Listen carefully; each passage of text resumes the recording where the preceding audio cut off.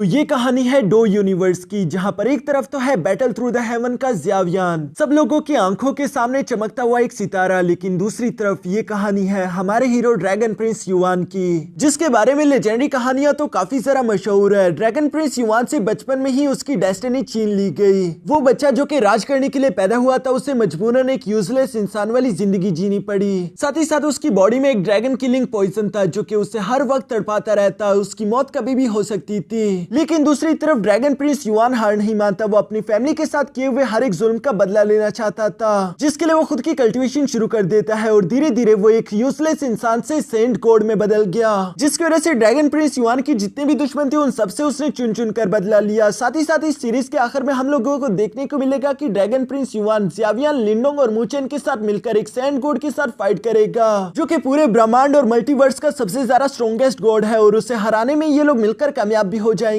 लेकिन ये सब तो इस कहानी का अंत होगा, तो चलो फिर इस अंत को शुरू से देखते हैं। तो इस कहानी की शुरुआत यहाँ जाओ पैलेस से होती है, जहाँ पर हम एक बच्चे को दर्द से तड़पते हुए देख रहे थे, और ये बच्चा कोई और नहीं बल्कि हमारे इस कहानी का हीरो ड्रैगन प्रिंस जाओ युआन है, जिसकी मदर अपने ब्लड का इस्तेमाल करते उसके पॉइजन को डीएक्टिवेट करने की कोशिश कर रही थी, जिस प्रोसेस के दौरान यहाँ पर एक बहुत बड़ा एनर्जी ब्लास्ट हो गया, और इसी वजह से मिस किन्यू पीछे की तरफ धकेली गई, जबकि जाओ युआन की बॉडी से भी एक रेड कलर का ड्रैगन हवा में जाते ही डिस्ट्रॉय हो जाता है, और वो टुकड़ों में बढ़ते हुए वापस से जाओ युआन के हाथ में समा गया। इसके बाद हम देखते हैं कि जाओ युआन वापस से शांत हो जाता है, और डॉक्टर उसे चेक करने शुरू कर चुके थे, जिसके बाद वो उसके फादर को बताते हैं कि जाओ किंग, आप फिक्र ना कीजिए, आपका बेटा जाओ युआन अब बिल्कुल ठीक है। अगले 3 साल तक लगता नहीं कि दोबारा से उस पर ये पॉइजन हमला करेगा, तो आपको अगले 3 साल तक कोई फिक्र करने की जरूरत नहीं। जो सुनकर जाओ किंग थोड़ी सी उदास होते हुए साथ साथ सवाल करके पूछते हैं कि डॉक्टर, क्या तुमने जाओ युआन की बॉडी में 8 मैंडेरियंस देखे? जिस पर डॉक्टर जवाब देते हुए कहता है कि युआन की जितने भी उम्र के लड़के हैं ऑलमोस्ट उन सबके पास 8 मैंडेरियंस होते हैं, जो कि बेशक सबके सब ओपन ना हो, लेकिन एटलीस्ट उन्हें डिटेक्ट तो किया जा सकता है। लेकिन जाओ युआन की कहानी बिल्कुल अलग, उसकी बॉडी में किसी तरह का मैंडेरियन मौजूद ही नहीं, यानी कि वो कभी भी कल्टीवेशन करके खुद को स्ट्रॉन्ग नहीं कर पाएगा, जो बात तो जाओ किंग और उनकी वाइफ दोनों को ही उदास कर चुकी थी। साथ ही साथ हम देखते हैं कि मिस किन्यू ने यहाँ पर अपने काफी सारा ब्लड को गवा दिया था, इसलिए वो भी बहुत ही ज्यादा कमजोरी महसूस कर रही है। इसलिए डॉक्टर उनसे कहता है कि क्वीन प्लीज खुद को संभालिए, वरना आपकी तबीयत और जरा खराब हो जाएगी। लेकिन आखिर एक माँ अपने बच्चे को यूं तड़पता हुआ देखकर खुद को कैसे संभाले, बल्कि वो उल्टा उदास होते हुए कहती है कि मुझे समझ नहीं आ रहा कि आखिर मैं अपने बेटे के लिए क्या करूं। हर 3 साल बाद ये पॉइजन उस पर हमला करने के लिए आ जाता है, और उसका हमला पहले से हमेशा ज्यादा खतरनाक होता है। जिस पर डॉक्टर जवाब देते हुए कहता है कि हाँ, अफसोस के साथ कहना पड़ रहा है कि जाओ युआन की बॉडी के अंदर जो ये पॉइजन मौजूद है, ये आज से 3 साल बाद दोबारा से जाओ युआन पर हमला करेगा। लेकिन अगर जाओ युआन की बॉडी इसे सप्रेस नहीं कर पाई तो हो सकता है कि उसकी जान भी चली जाए। जो सुनकर तो किंग और क्वीन दोनों ही इमोशनल हो गए थे। साथ ही साथ ड्रैगन प्रिंस युआन भी होश में आते हुए कहता है कि अच्छा, यानी कि मेरे पास जीने के लिए सिर्फ 3 साल है। मॉम डैड, मैं मरने से पहले जानना चाहता हूँ कि आखिर मेरे साथ क्या हुआ था, मेरी बॉडी के अंदर ये रिसेंटमेंट ड्रैगन पॉइजन आया कहां से?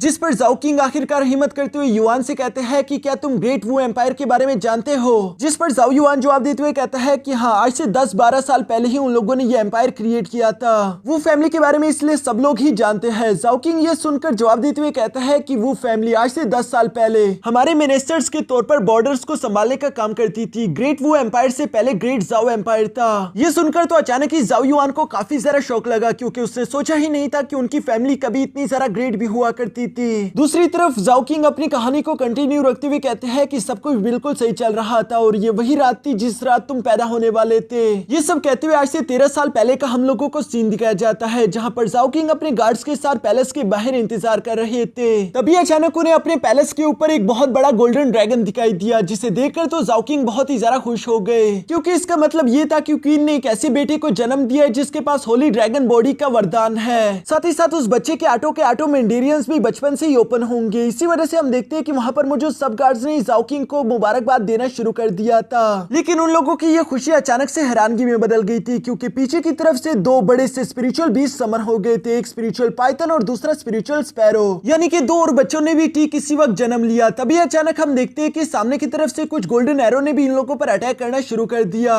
जाओ किंग उस अटैक को ब्लॉक करते हुए फौरन से हवा में आकर कहते हैं कि वो जुआन, आखिरकार तुमने अपनी औकात दिखा ही दी, तुम आखिरकार मेरे खिलाफ बगावत कैसे कर सकते हो? जिस पर वो जुआन जवाब देते हुए कहता है कि पिछले 100 साल से मेरी वो फैमिली तुम्हारी जाओ फैमिली की खिदमत करती आ रही है। हम लोग असल में बस सिर्फ गोल्डन ड्रैगन के पैदा होने का ही इंतजार कर रहे थे, जो वक्त अब आ चुका है। ये कहते साथ ही वो जुआन ने आगे की तरफ बढ़ते हुए जाओ किंग जाओकिंग पर अटैक करना शुरू कर दिया, जबकि नीचे की तरफ वू फैमिली की आर्मी भी आगे की तरफ बढ़ते हुए जाओ फैमिली की आर्मी से टकराना शुरू हो जाती है। ऊपर की तरफ वू जुआन और जाओकिंग की फाइट के दौरान वू जुआन यहाँ पर जाओकिंग से कहता है कि तुम्हें कहते हुए मुझे बहुत अफसोस हुआ, लेकिन असल में हमारी वू फैमिली को एंशिएंट टाइम से एक भविष्यवाणी करके दी गई थी, जो कि कुछ ऐसी थी कि हवा की ऊंचाइयों में जब एक गोल्डन ड्रैगन शाइन करेगा तो एक पाइथन और एक स्पैरो मिलकर उसकी डेस्टिनी उससे छीन लेंगे। यही वो लम्हा होगा जिसके बाद वू फैमिली की पूरी तरीके से तकदीर बदल जाएगी। जाओकिंग तो लगातार यहाँ उस पर अटैक्स करने की कोशिश करता है, लेकिन वू जुआन पर उसका एक भी हमला असर नहीं कर रहा। दूसरी तरफ वू जुआन यहाँ पर जाओकिंग से कहता है चूंकि अब तुम्हारा बेटा पैदा हो गया, वो एक गोल्डन ड्रैगन है, साथ ही साथ मेरी बीवी ने भी आज की रात 2 ट्विंस को जन्म दिया, जिनमें से एक के पास पाइथन की स्पिरिट है और दूसरे के पास स्पैरो की स्पिरिट। ये कहते साथ ही वू जुआन फौरन अपनी सोड का इस्तेमाल करते हुए आगे बढ़कर यहाँ मास्टर जाओकिंग पर हमला कर देते हैं, जिससे उन्होंने अपनी तलवार का इस्तेमाल करते हुए ब्लॉक तो कर दिया था, लेकिन साथ ही साथ वू जुआन उसे बताते हुए कहता है कि तुम्हें ये बात तो अच्छे से मालूम होगी, जो भी बच्चे एक ही साल, एक ही महीने, एक ही दिन और एक ही रात को पैदा होते हैं, उनमें ये एबिलिटी होती है कि वो एक दूसरे की किस्मत चुरा सके। जाओकिंग यहाँ पर गुस्सा होते उसे जवाब देकर बोलते हैं कि चाहे कुछ भी हो जाए मैं तुम्हें अपने बेटे के पास भी नहीं जाने दूंगा, लेकिन वो जुआन उसे जवाब देते हुए कहता है कि शायद तुम खुद को कुछ ज्यादा ही आंक रहे हो, मैं तुमसे ज्यादा ताकतवर हूँ, मैंने जानबूझकर जाओ फैमिली को अब तक सर्वाइव करने दिया ताकि इस भविष्यवाणी में कोई चेंज ना आ जाए, लेकिन अब तुम लोगों का वक्त खत्म हो चुका है, जाओ फैमिली यहीं पर खत्म होगी। नीचे की तरफ हम देखते हैं कि ये बात बिल्कुल सही थी, जाओ फैमिली की हालत काफी ज्यादा खराब हो चुकी है क्योंकि वो फैमिली के वॉरियर्स बहुत ही ज्यादा ताकतवर थे। ऊपर की तरफ जाओकिंग भी यहाँ पर ज्यादा देर तक वू जुआन का मुकाबला नहीं कर पा रहा था, वो अपने स्पेयर से सारी एनर्जी का इस्तेमाल करते हुए वू जुआन पर हमला तो कर देता है, लेकिन वू जुआन की एनर्जी भी दूसरी तरफ कुछ कम नहीं थी। इन दोनों की एनर्जी टकराने की वजह से चारों तरफ काफी ज्यादा तबाही मच रही थी। मास्टर जुआन यहाँ पर गुस्सा होते हुए कहते हैं कि तुम्हारी जाओ फैमिली ने पिछले 100 साल से हम पर हुकूमत की, लेकिन अब और नहीं। ये कहते साथ ही वो गुस्से के साथ अपनी एनर्जी को और भी ज्यादा बढ़ा देते हैं, जिस एनर्जी के अटैक की वजह से हम देखते हैं कि अचानक यहाँ मास्टर जाओकिंग का हाथ कट गया और वो उड़ते हुए पीछे चट्टानों से जा लगे, यानी कि वो इस फाइट को यहाँ पर हार चुके हैं। मास्टर वू जुआन यहाँ पर जोंग के पास आते हुए कहता है जाओकिंग अगर तुम अपने बच्चे को जिंदा देखना चाहते हो तो उसके लिए तुम्हें मेरे साथ होली ड्रैगन कॉन्ट्रैक्ट करना होगा, जिसके मुताबिक तुम अपनी फैमिली और अपनी आर्मी को लेकर ग्रेट जाओ कॉन्टिनेंट से बाहर चले जाओगे और जब तक 100 साल नहीं गुजर जाते तुम वापस नहीं आओगे, ना मैं तुम्हारी फैमिली को जान से मारूंगा। अपनी फैमिली को बचाने के लिए जाओकिंग को मजबूरन ये कॉन्ट्रैक्ट एक्सेप्ट करना पड़ा, जबकि दूसरी तरफ वू जुआन यहाँ पर ड्रैगन प्रिंस युआन को लेकर एक रिचुअल परफॉर्म करने के लिए ले आया था, जिस रिचुअल में हम देखते हैं कि उसने एक पिलर पर ड्रैगन प्रिंस युआन को रख दिया था और बाकी के 2 पिलर्स पर अपने बच्चों को, जिसके बाद वू जुआन जैसे ही अपने फॉर्मेशन को एक्टिवेट करता है इन लोगों की बॉडी से बहुत बड़े बड़े स्पिरिचुअल बीस्ट निकलकर बाहर आ गए, जहां पर एक बड़ा सा पाइथन और स्पैरो मिलकर एक गोल्डन ड्रैगन पर अटैक कर रहे थे और उन दोनों की कंबाइन अटैक्स की मदद से वो आसानी के साथ इस गोल्डन ड्रैगन को एब्सॉर्ब कर चुके, यानी कि वू जुआन के बच्चों ने यहाँ पर ड्रैगन प्रिंस युआन की सारी डेस्टिनी उससे ले ली है। ये देखकर वू जुआन को तो काफी ज्यादा खुशी हो रही थी, पर अचानक उसे देखने को मिलता है कि ड्रैगन प्रिंस युआन की बॉडी में एक रेड कलर का ऑरा चमक रहा है। वो हैरान होते हुए कहता है कि मैंने इस बच्चे की बॉडी के अंदर से साली होरी ड्रैगन की एनर्जी तो छीन ली, फिर इसके अंदर से ये रेड एनर्जी क्या आ रही है। और दोस्तों ये वही रेड एनर्जी थी जिसे अब रिसेंटमेंट ड्रैगन पॉइजन कहा जाता है, जो कि बार बार ड्रैगन प्रिंस युआन को तकलीफ पहुंचा रहा था। यहाँ इन सब चीजों के बाद सीन शिफ्ट होकर वापस से प्रेजेंट में आ गया, जहाँ पर जाओकिंग कहता है कि यही वो वक्त है जिसके बाद से तुम्हारे 8 के 8 मेंडेरियंस भी गायब हो गए, तुम्हारी किस्मत में जितनी भी महानता लिखी थी वो सब की सब तुमने मेरी वजह से गवा दी। जाओ युआन की माँ भी यहाँ पर रोते हुए कहती है कि प्लीज बेटा अपने फादर और मुझे माफ कर दो, हम दोनों अच्छे पेरेंट नहीं बन पाए। हालांकि इमोशनल होकर ये सब बातें कहते हुए अचानक से उनकी तबीयत और भी ज्यादा खराब हो चुकी थी, जो देखकर जाओ युआन फौरन खड़ा होकर उन्हें अपने पास बैठा देता है, जबकि डॉक्टर यहाँ जाओ युआन को बताता है कि तुम्हारी माँ बहुत ज्यादा महान इंसान है, उसने लगातार पिछले कई सालों से अपने ब्लड का इस्तेमाल करे हुए तुम्हें अब तक जिंदा रखा, क्योंकि जब भी तुम पर वो रिसेंटमेंट ड्रैगन पॉइजन हमला करता है तब वो अपने ब्लड को इस्तेमाल करते हुए तुम्हारी जान बचा लेती है, जो सब करना उनकी सेहत के लिए भी ठीक नहीं। वो अपने बेटे को तो जीने के लिए 3 साल दे देती है, लेकिन ये उनकी जिंदगी के कई साल खा गया। ऐसा लगता है कि मिस किन्यू अब 10 साल से ज्यादा नहीं जी पाएगी। मिस किन्यू यहाँ ये सारी बातें सुनकर उस डॉक्टर को यहाँ से जाने के लिए बोलती है, क्योंकि वो अपने बेटे को और ज्यादा परेशान नहीं करना चाहती थी। जबकि दूसरी तरफ जाओ युआन को तो यहाँ वो फैमिली पर काफी ज्यादा गुस्सा आ रहा था। वो खुद के साथ की हुई नाइंसाफी को तो बर्दाश्त कर सकता है, लेकिन उनकी वजह से जो यहाँ जाओ युआन की मॉम को भुगतना पड़ा वो ये सब बर्दाश्त नहीं कर सकता। जाओ युआन अपनी फैमिली के लिए बदला लेना चाहता था, इसलिए वो अपने फादर से सवाल करते हुए पूछता है कि फादर क्या मैं युआनशी बन सकता हूँ। युआनशी दोस्तों असल में इमोर्टल को कहते हैं वही लोग जो कि कल्टीवेशन करते हुए खुद को ताकतवर कर पाए। जाओकिंग अपने बेटे युआन की ये बात सुनकर उससे सवाल करते हुए पूछता है कि आखिर तुम एक युआनशी क्यों बनना चाहते हो, जिस पर वू जुआन जवाब देते हुए कहता है कि मुझे पूरा यकीन है कि वू जुआन ने 100 साल का एग्रीमेंट एग्रीमेंट किया है और वो 100 साल तक हम लोगों को परेशान नहीं करेगा। लेकिन सोचिए 100 साल पूरे होने के बाद क्या होगा, वो इस पूरे के पूरे जाओ कॉन्टिनेंट में आकर चारों तरफ तबाही मचा देगा, खून ही खून, और ये तबाही मुझसे देखी नहीं जाएगी। मैं उससे पहले ही ये सब कुछ बदल देना चाहता हूँ, वो भी अपनी ही ताकत का इस्तेमाल करके। जो सुनकर तो जाओ किंग काफी ज्यादा खुश हो गया। वो पीछे की तरफ पलटते हुए जाओ युआन से कहता है कि ठीक है, अगर ये तुम्हारी ही ख्वाहिश है तो मैं तुम्हारी ये ख्वाहिश पूरी करने में जो कुछ हो सके वो करूंगा। जाओ युआन को उनकी ये बात सुनकर थोड़ी सी उम्मीद मिल गई थी, इसलिए वो कहता है कि यकीनन आपके पास ऐसा कोई ना कोई रास्ता है जिससे आप मेरी मदद कर सकते हो। जिस पर उसका फादर जवाब देते हुए कहता है कि अभी से ज्यादा उम्मीद मत पालो, हो सकता है कि ये काम करे और हो सकता है कि ना भी करे। जिस पर जाओ युआन जवाब देते हुए कहता है कि मुझे इस बात से फर्क नहीं पड़ता, जब तक एक छोटी सी उम्मीद भी बाकी है मैं 100 बार कोशिश करूंगा। जाओ किंग को अपने बेटे पर बहुत ही ज्यादा प्राउड महसूस हो रहा था, इसलिए वो जाओ युआन से कहता है कि ठीक है, कल के दिन मुझे एंसेस्ट्रल लैंड में आके मिलना। वहां पर मेरे पास एक ऐसा रास्ता है जिसका इस्तेमाल करके शायद हम तुम्हारे मेंडेरियंस को दोबारा से अनलॉक कर सके। पर बेटा तुम्हें मुझसे वादा करना होगा कि वहां पर चाहे हम लोग कामयाब हो या नाकाम, लेकिन चाहे कुछ भी हो जाए तुम हेवनली मार्क्स को सीखना नहीं छोड़ोगे। दोस्तों इससे पहले कि आप लोगों को कंफ्यूजन हो जाए, मैं सिंपल करके आपको बताता हूँ कि कल्टीवेशन करने के यहाँ पर 2 तरीके हैं। पहला तरीका तो यह है कि आप अपनी बॉडी के आटो मेंडेरियंस को बारी बारी करके अनलॉक करो, ताकि आप उसमें हेवन एंड अर्थ की एनर्जी को स्टोर करते हुए खुद को ताकतवर कर सको। इन्हें युआनशी या फिर इमोर्टल्स भी कहा जाता है। और दूसरा तरीका है यहाँ पर ओरिजिनल टेक्स्ट या फिर हेवनली मार्क्स का, जो कि स्पेशल टाइप सिंबल्स होते हैं। इन सिंबल्स को सीखते हुए जैसे ही बंदा मास्टर कर ले, उसके बाद वो इसका इस्तेमाल करते हुए खुद को ताकतवर कर सकता है। जैसा कि एक है मेटल स्किन मार्क और दूसरा है लाइट बॉडी मार्क, तीसरा है रैम्पेज बुल मार्क। इनमें से सपोज करो अगर जाओ युआन ने अपनी बॉडी पर रैम्पेज बुल मार्क लगा लिया तो उसकी स्ट्रेंथ काफी ज्यादा बढ़ जाएगी। उसी तरह अगर उसने अपने पैरों पर लाइटनिंग बॉडी मार्क लगा लिया तो उसकी रफ्तार बहुत तेज हो सकती है। साथ ही साथ अगर वो मेटल स्किन मार्क अपनी बॉडी पर लगा ले तो उसकी बॉडी काफी ज्यादा स्ट्रॉन्ग हो जाएगी।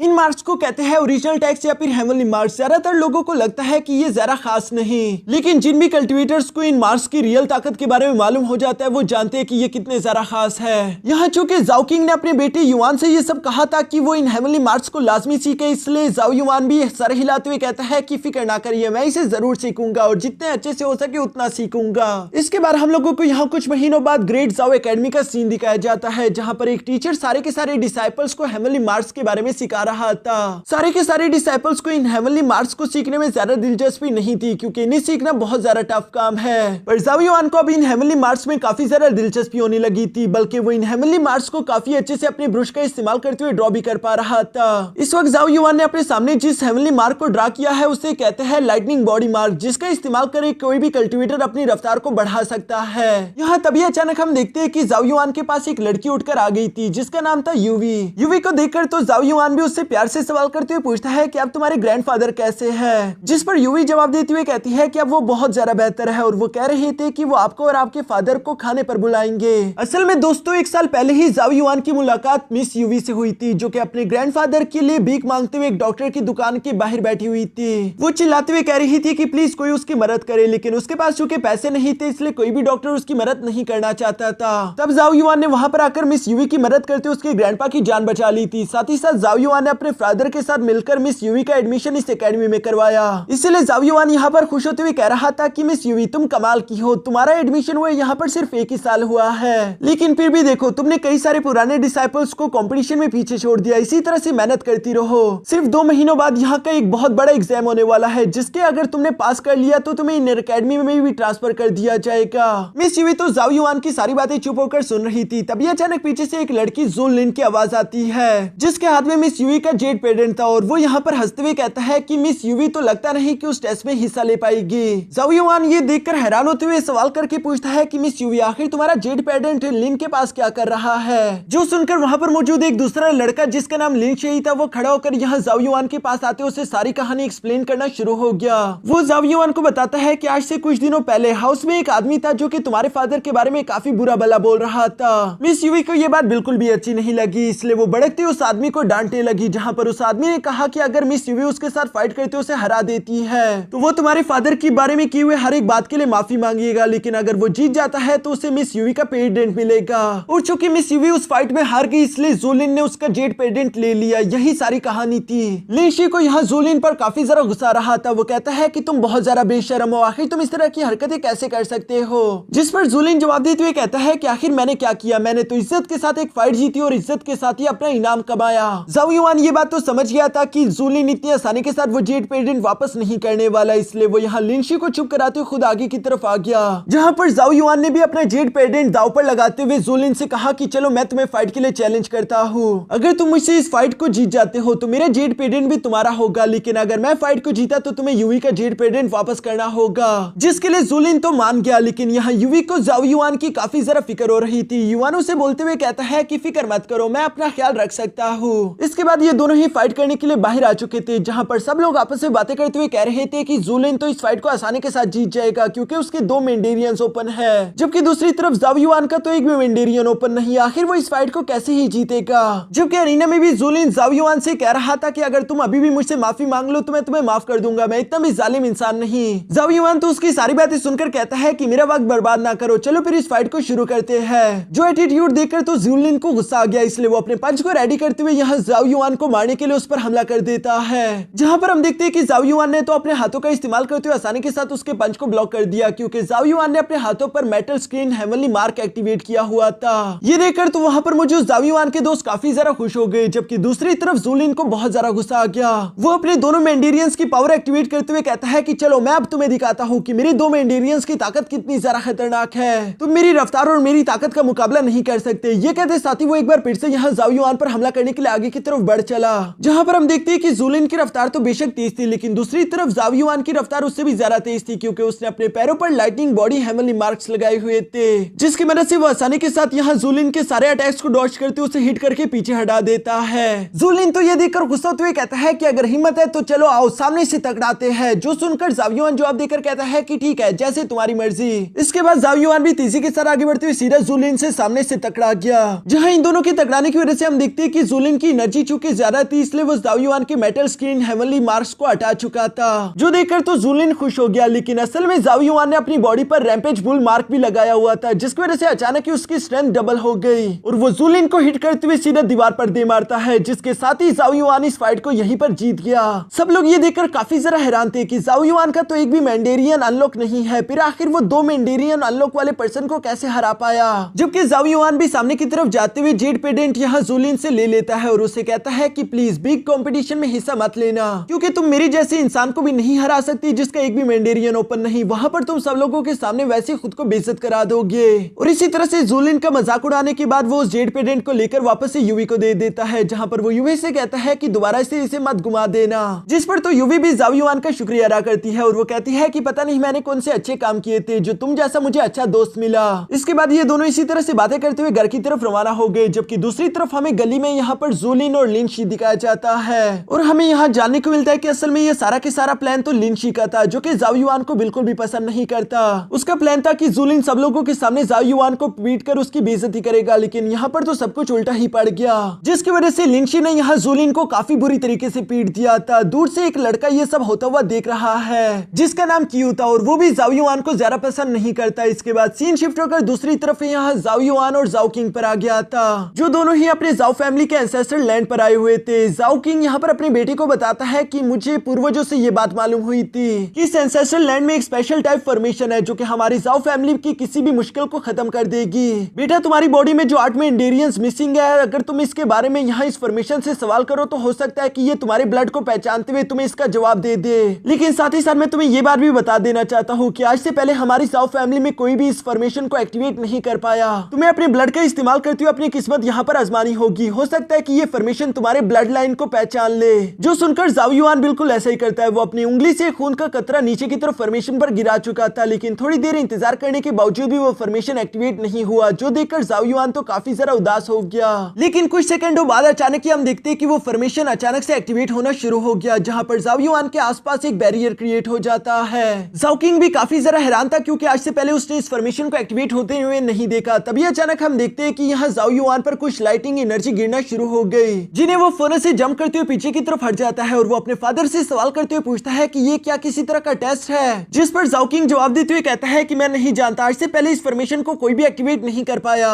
जबकि धीरे धीरे हम देखते हैं कि वहां पर मौजूद उन लाइटिंग एनर्जी की तादाद काफी जरा बढ़ रही थी और जाओ युआन के लिए उन्हें डॉज करना भी डिफिकल्ट हो गया, बल्कि वो धीरे धीरे से यहाँ जाओ युआन की बॉडी को हिट करती जा रही थी, जो टेस्ट धीरे धीरे करके खतरनाक हो रहा है। इसीलिए जाओ किंग यहाँ अपने बेटे जाओ युआन से कहता है कि फौरन इस फॉर्मेशन से बाहर आ जाओ, हम कोई दूसरा रास्ता ढूंढ लेंगे। ये फॉर्मेशन तो तुम्हारी इस तरह से जान ले लेगी। लेकिन दूसरी तरफ जाओ युआन बाहर की तरफ नहीं जाता और हम देखते हैं कि उन लाइटनिंग से हिट होकर अचानक वो नीचे की तरफ गिरते हुए बेहोश हो गया, जहां बेहोशी की हालत में जाओ युआन की नजरों के सामने उसकी माँ की कंडीशन और उसके फादर का कटा हुआ हाथ और उसकी फैमिली की कंडीशन जो कि उसके दुश्मनों ने की है वो सब आ रही थी। और इसलिए वो गुस्से के साथ खड़ा होते हुए कहता है कि मैं इतनी आसानी के साथ हार नहीं मान सकता, मेरी फैमिली ने जो कुछ भी खोया है मुझे वो सब कुछ वापस लेना होगा। ये सब कहने के बाद वो हिम्मत के साथ एक बार फिर से खड़ा हो गया, जिसके बाद हम देखते हैं कि एक बार फिर से यहाँ जाओ युआन की बॉडी पर वो लाइटनिंग एनर्जी गिरना शुरू हो गई, लेकिन जाओ युआन यहाँ चिल्लाते हुए कह रहा था कि ये मेरे पास सिर्फ आखिरी रास्ता है, इसलिए चाहे कुछ भी हो जाए मैं फेल नहीं हो सकता। यही तो जाओ युआन का टेस्ट था कि आखिर वो कितनी बहादुरी दिखाता है।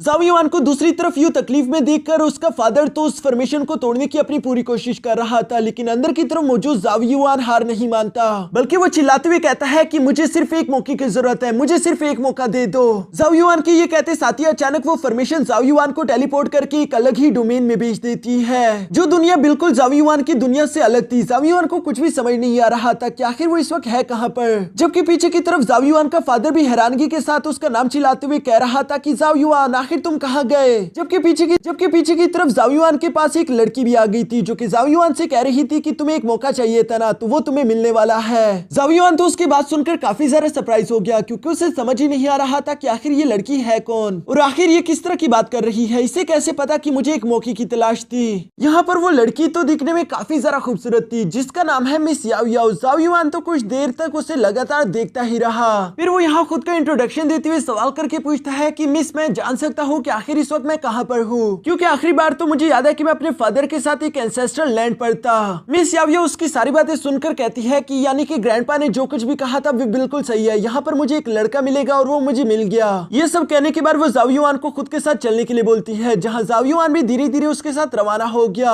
जाओ युआन पीछे से चिल्लाते हुए कहता है कि वैसे मिस क्या आप मुझे अपना नाम बता सकती हो, जिस पर वो लड़की अपना नाम नहीं बताती, जबकि वो साथ ही साथ वहाँ पर मौजूद अपने कुत्ते से कहती है कि टुन टुन चलो यहाँ से। टुन टुन दिखने में तो काफी ज्यादा खूबसूरत था। जाओ युआन उसे टच करने की भी कोशिश करता है, लेकिन टुन टुन ने गुस्से होते हुए वहाँ पर मौजूद एक चट्टान को अपने दांतों से दे मारा, जहाँ पर हम देखते हैं कि टुन टुन तो काफी ज्यादा खतरनाक है। उसकी सिर्फ इस मामूली अटैक की मदद से वो चट्टान पूरी तरीके से राख में बदल गया। जाओ युआन बेचारे को तो समझ ही नहीं आ रहा था कि आखिर ये किस तरह का डॉग बीस्ट है, लेकिन फिर भी वो यहाँ पर मिस याओ याओ को फॉलो करते उसके पीछे रवाना हो जाता है। इसके बाद हम देखते हैं कि मिस याओ याओ यहाँ जाओ युआन को अपने ग्रैंडफादर के पास ले आई थी, जहाँ पर ग्रैंडफादर जाओ युआन को देखकर कहता है कि अच्छा यानी कि वो तुम हो, तुम्हारे पास तो होली ड्रैगन की डेस्टिनी थी, लेकिन अफसोस की बात है कि तुमसे वो छीन ली गई। साथ ही साथ अब तुम्हारी बॉडी में रिसेंटमेंट ड्रैगन पॉइजन भी है, इससे ज्यादा दुख की बात क्या होगी। जाओ युआन तो ये सब देखकर हैरान होते हुए अपने मन में कहता है कि ये सीनियर तो काफी पहुंचे हुए हैं, इन्होंने तो सिर्फ अपनी एक ही नजर में मुझे देखकर पहचान लिया कि आखिर मुझ में क्या प्रॉब्लम होगी। ये सब कहते हुए जाओ युआन तो काफी ज्यादा रिस्पेक्टफुली खुद को उस एल्डर के सामने इंट्रोड्यूस करवाता है, जहाँ पर वो एल्डर यहाँ जाओ युआन से कहता है कि मैं जानता हूँ तुम्हें मेरी मदद चाहिए, क्योंकि तुम्हारी बॉडी में 8 मेंडेरियर्स नहीं है और तुम चाहते हो कि मैं उसमें तुम्हारी मदद करूं, पर मैं यही सोच रहा हूँ कि आखिर मुझे तुम्हारी मदद क्यों करनी चाहिए, तुम में ऐसी क्या क्वालिफिकेशन है। जिस पर जाओ युआन कॉन्फिडेंट होते हुए जवाब देकर बोलता है कि सीनियर इस बारे में अभी तो मैं कुछ नहीं जानता कि आखिर मैं आपको कैसे इंप्रेस कर सकता हूँ, लेकिन हाँ मुझे ये बात मालूम है कि आप मेरा ही इंतजार कर रहे थे। जो सुनकर वो सीनियर जाओ युआन को फौरन अपने करीब पहुंचा लाया और वो सवाल करते हुए पूछता है कि बताओ आखिर तुम ऐसा क्यों सोचते हो कि मुझे तुम्हारा इंतजार था। जिस पर जाओ युआन जवाब देते हुए कहता है कि मैं नहीं जानता कि आखिर आप मेरा इंतजार क्यों कर रहे थे, लेकिन मुझे ये मालूम है कि आपको मेरा ही इंतजार है और मुझ में ऐसी क्या खासियत है जिसके लिए आपको मेरी जरूरत पड़ गई, वो आप मुझसे ज्यादा बेहतर जानते होंगे। ग्रैंडपा उसकी ये सारी बातें सुनकर यहाँ जाओ युआन को पीछे की तरफ हटाते हुए कहता है कि वैसे तो तुम्हें देखकर ऐसा लगता नहीं कि तुम एक बच्चे की भी हिफाजत कर पाओगे, लेकिन चलो ठीक है, अगर किस्मत में यही लिखा है तो मैं इसी तरह से चलूंगा। मैं तुम्हारे मेंडेरियंस को ठीक कर सकता हूँ, लेकिन बदले में तुम्हें मेरी एक मदद करनी होगी। तुम्हें याओ याओ को यहाँ से लेकर जाना होगा और उसकी हिफाजत करनी होगी। याओ याओ तो अपने ग्रैंडफादर की ये बात सुनकर उनसे कहती है कि प्लीज आप मुझे इसके साथ ना बेचिए, लेकिन ग्रैंडपा जवाब देते हुए कहते हैं कि याओ याओ तुम मेरे साथ नहीं रुक सकती, किस्मत की वजह से मेरे पास एक ऐसी प्रॉब्लम आ रही है जिसके होते हुए मैं तुम्हें अपने पास नहीं रख सकता, तुम्हें इस लड़के के साथ जाना ही होगा। जो सुनकर मिस याओ याओ जवाब देते हुए बोलती है लेकिन ये लड़का बहुत कमजोर है। जिस पर ग्रैंडपा यहाँ जाओ युआन की तरफ देखते हुए कहते हैं कि हाँ ये लड़का बेशक अभी के लिए काफी कमजोर है, लेकिन इसके फ्यूचर के बारे में हम लोग कुछ नहीं जानते। मिस याओ याओ उनकी ये बात सुनकर जवाब देते हुए कहती है कि ग्रैंडपा क्या मैं फ्यूचर में आपसे दोबारा कभी मिल भी पाऊंगी। जिस पर ग्रैंडपा कोई जवाब नहीं देता, लगता है कि उनके पास जो प्रॉब्लम आ रही है वो लाइफ एंड डेथ से जुड़ी होगी। दूसरी तरफ वो जाओ युआन की तरफ देखते हैं कि उसका क्या कहना है, जहाँ पर जाओ युआन कॉन्फिडेंट होते हुए कहता है कि हाँ ये बात सच है कि अभी के लिए मुझ में कोई पावर्स नहीं, लेकिन सीनियर मैं आपसे वादा करता हूँ कि अगर आप इस लड़की की जिम्मेदारी मुझ पर सौंपना चाहते हैं तो चाहे मेरी जान ही क्यों न चली जाए अगर कोई भी दुश्मन मेरे सामने आता है तो पहले उसे मेरी लाश से गुजरना होगा, तभी वो मिस याओ याओ तक पहुंच सकता है। जो सुनकर तो ग्रैंडपा इंप्रेस हो गए और वो यहाँ पर कहते हैं कि ठीक है। जो कहते साथ उन्होंने अपनी उंगली का इशारा करते हुए जाओ युआन के नीचे एक पोर्टल ओपन कर दिया, जो कि जाओ युआन को एक अजीब सी अंधेरी जगह में गिरा देती है। जाओ युआन को भी समझ नहीं आ रहा था कि आखिर ग्रैंडपा मेरे साथ ये क्या कर रहे हैं। पर यहाँ इस अंधेरी जगह में जाओ युआन जैसे आगे की तरफ चलने लगा, तभी अचानक एक रेड कलर के मॉन्स्टर ने जाओ युआन पर हमला करना शुरू कर दिया, जहाँ जाओ युआन उस मॉन्स्टर के साथ फाइट करते हुए अपने रैम्पेज बुल मार्क का इस्तेमाल करते हुए उसे हिट कर देता है। और यहाँ इस मॉन्स्टर को हराने की वजह से उसकी रेड एनर्जी जाओ युआन की बॉडी के अंदर इंटर हो गई, जो कि उसके मेंडेरियंस को ठीक कर रही थी।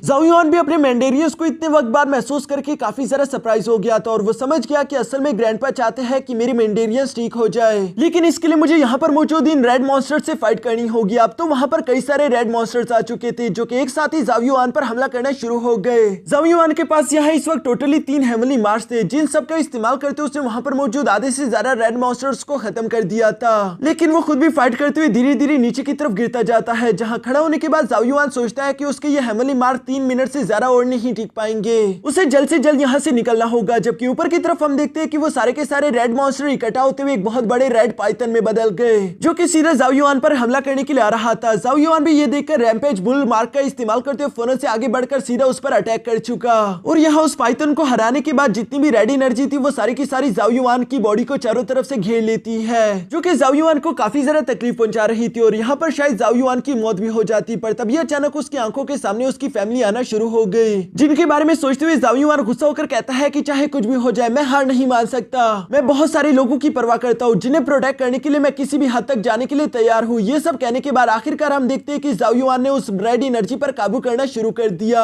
जिसकी वजह से वहां लाइटिंग चमक रही थी और उसके मेंडेरियन धीरे धीरे करके समन हो रहे थे। इसके बाद नेक्स्ट सीन में जाओ युआन की जैसी आंखें खुलती है वो वापस से दुनिया में आ चुका था, जहां पर वो खड़े होते हुए कहता है कि आखिर वो सब क्या था। ग्रैंडपा उसके सवाल पर जवाब देते हुए कहते हैं कि अपनी बॉडी में फील करो, लगता है कि तुम्हारे मेंडेरियंस ठीक हो गए। जो सुनकर जाओ युआन बिल्कुल ऐसा ही करता है और अपनी बॉडी को देखने पर उसे महसूस हो गया कि उसकी बॉडी में मौजूद 8 मेंडेरियंस वापस से आ चुके हैं। ये जानकर तो वो काफी ज्यादा खुश हो जाता है। ग्रैंडपा जाओ युआन को जवाब देते हुए कहते हैं कि जब तुम पैदा हुए थे तब के तभी तुम्हारे 8 के 8 मेंडेरियंस ओपन हो गए थे, लेकिन फिर बचपन में जो तुम्हारे साथ हादसा हुआ उसकी वजह से तुम्हारे मेंडेरियन क्लोज हो गए और वो खुद को प्रोटेक्ट करने के लिए इतने ज्यादा डीपली छुप गए कि तुम्हें उसे महसूस नहीं हो पा रहा था। पर अभी कुछ देर पहले जिस टेस्ट से तुम गुजरे उसमें ऑलमोस्ट तुम्हारी मौत होने वाली थी, लेकिन तुमने अपनी मौत को सरपास करते हुए दोबारा से अपने मेंडेरियन समन कर लिए। जो सुनकर जाओ युआन जवाब देते हुए कहता है कि अगर ताकतवर होने के लिए मुझे मौत से गुजरना पड़े तो मैं इसके लिए पूरी तरीके से तैयार हूँ। जो सुनकर तो ग्रैंडपा भी काफी ज्यादा खुश हो गए थे और वो जाओ युआन को शाबाशी देते हुए बोलते हैं कि तुम्हारे मेंडेरियंस दोबारा से ब्लॉक्ड हो गए हैं, इसलिए अब तुम्हें दोबारा से मेहनत करके उन्हें ओपन करना होगा। लेकिन तुम्हें एक बात मैं बता दूं, जितना नॉर्मल लोगों को अपने मेंडेरियंस ओपन करने में मेहनत करनी पड़ती है तुम्हें उससे ज्यादा करनी पड़ेगी। जिस पर जाओ युआन जवाब देते हुए कहता है कि आप फिक्र ना करें, एटलीस्ट अब मेरे पास थोड़ी बहुत उम्मीद तो है। जिस पर ग्रैंडपा जवाब देते हुए कहते हैं कि ठीक है, वैसे भी तुम्हें याओ याओ को प्रोटेक्ट करना होगा क्योंकि कुछ स्पेशल रीजंस की वजह से याओ याओ अपनी एनर्जी का इस्तेमाल नहीं कर सकती। दूसरी तरफ जाओ युआन को फिक्र हो रही थी कि आखिर वो याओ याओ को प्रोटेक्ट करने के लिए क्या वक्त पर ताकतवर हो भी पाएगा या नहीं, जिसके लिए वो यहाँ ग्रैंडपा से मदद मांगना चाहता था। ग्रैंडपा जवाब देते हुए कहते हैं कि मैं अपनी टेक्निक्स किसी आउटसाइडर्स को बिल्कुल नहीं सिखाता। जो सुनकर तो जाओ युआन चालाकी करते हुए फौरन यहाँ ग्रैंडपा के सामने झुकते हुए कहता है फिर आज से मैं आपका डिसाइपल बन जाऊंगा, फिर तो मैं कोई आउटसाइडर नहीं और आप अपनी टेक्निक मुझे पास कर सकते हो। जो सुनकर ग्रैंडपा काफी ज्यादा इंप्रेस हो गए और वो कहते हैं कि तुम बहुत ज्यादा समझदार हो, चलो ठीक है खड़े हो जाओ, वैसे भी किस्मत ने तुम्हें मुझसे मिलवाया इसलिए मुझे अपनी टेक्निक्स तुम्हें देनी ही होगी। ये कहने के बाद ग्रैंडपा की जितनी भी सीक्रेट स्किल्स और टेक्निक थी वो सारे के सारे वो यहाँ जाओ युआन की बॉडी में ट्रांसफर करना शुरू हो गए थे। साथ ही साथ वो जाओ युआन को बताते हैं इन टेक्निक्स को प्रैक्टिस करने के लिए सबसे पहले तुम्हें अपने 8 के 8 मेंडेरियंस ओपन करने होंगे, लेकिन एक ऐसी टेक्निक है जो कि तुम शुरू में भी सीख सकते हो, उसे कहते हैं ड्रैगन ब्रेथ टेक्निक और ये टेक्निक तुम्हारे 8 मेंडेरियंस को ओपन करने में तुम्हारी मदद करेगी। जो सारी टेक्निक्स लेने के बाद जाओ युआन तो काफी ज्यादा खुश हो गया। इसके बाद ग्रैंडपा यहाँ जाओ युआन से कहते हैं कि वैसे जब तुम फाइट कर रहे थे तो मैंने देखा कि तुम्हारे पास हेवनली मार्स भी है, क्या तुम्हें हेवनली मार्स में भी दिलचस्पी है? जो सुनकर जाओ युआन जवाब देते हुए कहता है कि हाँ आपने बिल्कुल सही समझा। ये सब सुनकर ग्रैंडपा यहाँ जाओ युआन को एक और टेक्निक भी पास आउट कर देते हैं जिसका नाम था chaos divine ink appreciation method. ये आगे जाओ युआन के काम आएगी ताकि वो अपने हेवनली मार्स को और ज्यादा स्ट्रॉन्ग कर सके। इन सब टेक्निक्स को पास आउट करने के बाद ग्रैंडपा आखिरकार जाओ युआन को एक ब्रुश भी पकड़ा देते हैं जिसका नाम था टियान युआन ब्रुश। क्योंकि जाओ युआन अब ग्रैंडपा का एक डिसाइपल बन चुका है तो ये ट्रेजर उनकी तरफ से एक छोटा सा गिफ्ट था। जाओ युआन तो इस ट्रेजर का नाम सुनकर ही काफी ज्यादा सरप्राइज हो गया था क्योंकि ये गॉड लेवल के कल्टीवेटर का ब्रुश था। उस गॉड लेवल कल्टीवेटर की कहानियां चारों तरफ पूरे यूनिवर्स में मशहूर है, जिसके बारे में जाओ युआन को उसके फादर ने बताया था। ग्रैंडपा बताते हैं कि वो गॉड कल्टीवेटर फाइट में जब मारा गया तो उसका ये ब्रुश मुझे मिला, जो कि अब मैं तुम्हें दे रहा हूँ। इस ब्रुश पर टोटल 9 एलिमेंट्स बने हुए हैं, जिन्हें तुम डिफरेंट एनर्जी देकर एक्टिवेट कर सकते हो। अगर 9 के 9 एलिमेंट्स कंप्लीट हो गए तो इस ब्रुश की पूरी एनर्जी तुम इस्तेमाल करोगे। और ये टियान युआन ब्रुश कितना ज्यादा खतरनाक हो सकता है ये मुझे तुम्हें बताने की जरूरत नहीं। जो सुनकर तो जोंग युआन फौरन यहाँ ग्रैंडपा का शुक्रिया अदा करता है। और आखिर में जाओ युआन सवाल करते हुए पूछता है कि ग्रैंडपा, अब तो मैंने आपको अपना मास्टर बना लिया है, तो क्या आप अपना नाम मुझे नहीं बताएंगे? जिस पर ग्रैंडपा खुद का नाम बताते हुए कहते हैं कि मेरा नाम है कैंग युआन। साथ ही वो खड़े होकर जाओ युआन से कहते हैं कि अपने टीचर का नाम याद रखना, हो सकता है कि हम लोग फ्यूचर में दोबारा मिले या फिर हो सकता है कि दोबारा हम लोग कभी ना मिले। साथ ही साथ वो मिस याओ याओ से भी कहता है कि मैं जानता हूँ कि याओ याओ तुम्हारे मन में कई सारे सवाल होंगे कि आखिर मैं ये सब क्यों कर रहा हूँ, लेकिन भरोसा रखो मैं आने वाले फ्यूचर को देख सकता हूँ और यही तुम्हारे लिए सबसे ज्यादा बेहतर होगा। साथ ही साथ यहाँ पर मास्टर कैंग ने अपने पास से एक लॉकेट निकालकर मिस याओ याओ को पकड़ा दिया था, जिसके बारे में वो बताता है कि अगर ये लॉकेट चमकने शुरू हो जाए तब अपना ख्याल रखना, क्योंकि इसका मतलब होगा कि मेरे दुश्मनों ने तुम्हें ढूंढ लिया है। जबकि साथ ही साथ वो यहाँ जाओ युआन से कहता है कि मिस याओ याओ की बॉडी पर एक सील लगा है, इसलिए जाओ युआन चाहे कुछ भी हो जाए तुम्हें हर मुश्किल में उसे बचाना होगा। जो सुनकर जाओ युआन अपने मन में कहता है कि आखिर ये मिस याओ याओ की बॉडी पर सील क्यों है, इस सील के पीछे जरूर कोई बड़ी कहानी होगी, लेकिन अभी के लिए मैं इस रेपुटेशन में नहीं कि मैं इसके बारे में सवाल कर सकूं। इसलिए वो सीधा सीधा अपने मास्टर को जवाब देते हुए कहता है कि ठीक है मास्टर, जैसा आपका हुक्म। ये सब सुनने और कहने के बाद हम देखते हैं कि अचानक से मास्टर कैंग युआन ने वहां पर इन दोनों को अलविदा करना शुरू कर दिया था, क्योंकि वो यहाँ जाओ युआन और मिस याओ याओ दोनों को वापस की तरफ भेजने वाले हैं, जिसके लिए वो वहां पर एक फॉर्मेशन एक्टिवेट कर चुके। लेकिन जाने से पहले वो यहाँ पर मिस याओ याओ को आखिरी दफा अलविदा करते हुए कहते हैं कि शायद हम लोगों की मुलाकात दोबारा कभी ना हो। साथ ही साथ वो यहाँ जाओ युआन से कहता है कि जाओ युआन, मुझसे वादा करो कि तुम मिस याओ याओ की हर हाल में हिफाजत करोगे। जिस पर जाओ युआन जवाब देते हुए कहता है कि मास्टर, आपने मुझे अपना डिसाइपल बनाया और आपने मेरी मदद भी की, इसलिए चाहे मेरी जान ही क्यों ना चली जाए लेकिन मैं मिस याओ याओ को हर हाल में प्रोटेक्ट करूंगा। यहाँ ये सब कहने के बाद जाओ युआन और मिस याओ याओ वापस से जाओ युआन के वर्ल्ड में पहुंच गए, जबकि पीछे की तरफ मौजूद मास्टर कैंग युआन यहाँ पर हंसते हुए कहते हैं कि मैंने सोचा नहीं था कि ऐसे लास्ट मोमेंट पर मैं एक डिसाइपल एक्सेप्ट करूंगा, लेकिन अब मैं क्या ही कर सकता हूँ, आखिरकार मेरे दुश्मनों ने मुझे ढूंढ ही लिया है। मुझे आज के दिन लगता है कि हाथापाई करनी ही होगी। यहाँ उनके ये कहते साथ ही अचानक हम देखते हैं कि हेवन की तरफ से एक लाइटनिंग के साथ यहाँ 3 वॉरियर्स मास्टर कैंग के सामने समन हो गए थे, जो कि तीनों के तीनों गॉड लेवल्स के वॉरियर थे। और वो यहाँ पर मास्टर कैंग को देखते हुए कहते हैं कि आखिरकार हमने तुम्हें ढूंढ लिया, तो तुम यहाँ पर छुप कर बैठे हुए हो, चलो अब जल्दी से जल्दी वो लड़की हमारे हवाले कर दो और हो सकता है कि हम तुम पर थोड़ा सा रहम दिखा दे।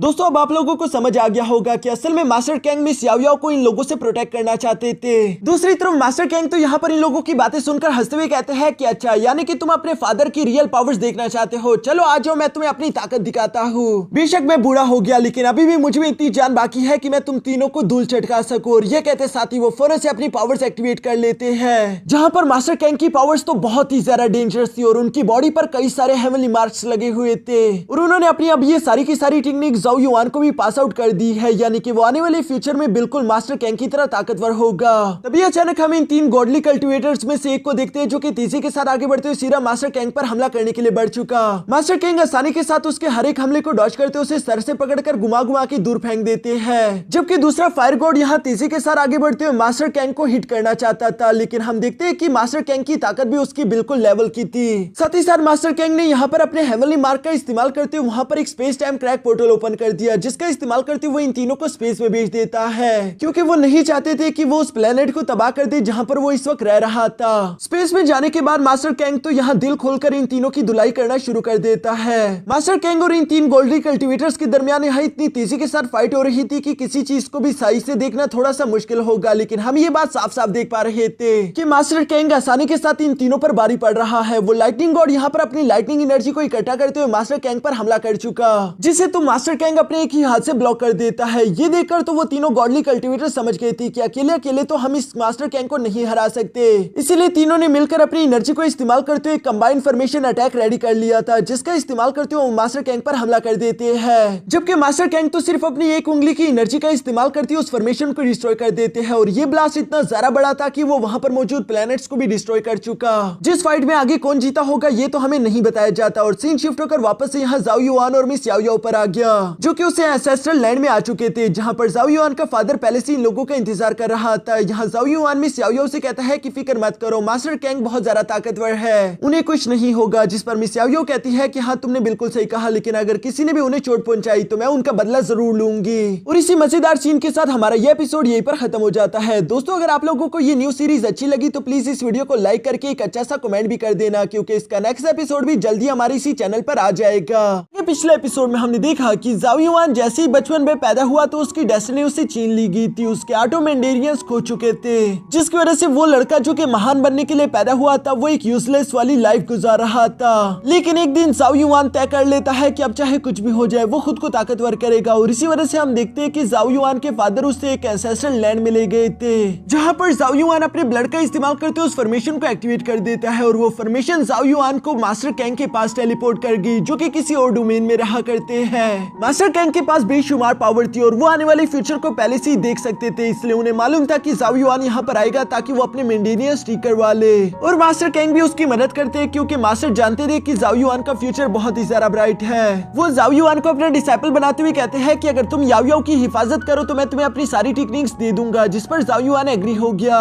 मास्टर कैंग भी खुशी खुशी अपनी सारी टेक्निक्स जाओ युआन को पास आउट करके उन्हें वापस से अर्थ पर भेज देते हैं। जिसके बाद हम देखते हैं कि मास्टर जाओ के पीछे वहाँ उसी प्लेनेट पर 3 गॉडली कल्टिवेटर्स आ गए थे, जिनके साथ वो अकेले फाइट करते हैं। और इस खतरनाक फाइट की वजह से हम लोगों को ये भी मालूम हो जाता है कि मास्टर जुआन की रियल ताकत क्या है। अब आगे दोस्तों, तो इस वीडियो में आगे बढ़ने से पहले मैं आप लोगों को एक एनिमे के बारे में बताना चाहता हूँ, जिसका नाम है सीलिंग आइसलैंड। ये कहानी है एक गॉडली कल्टिवेटर की, जिसे एक इंसानी लड़की से प्यार हो जाता है। कहानी काफी जरा जबरदस्त है, जिसका सीजन 2 भी जल्दी आ जाएगा। और इसके सीजन 1 को ऑलरेडी मेरी लड़की वाली दोस्त ने नरेटर अली वाले चैनल पर अपलोड कर दिया।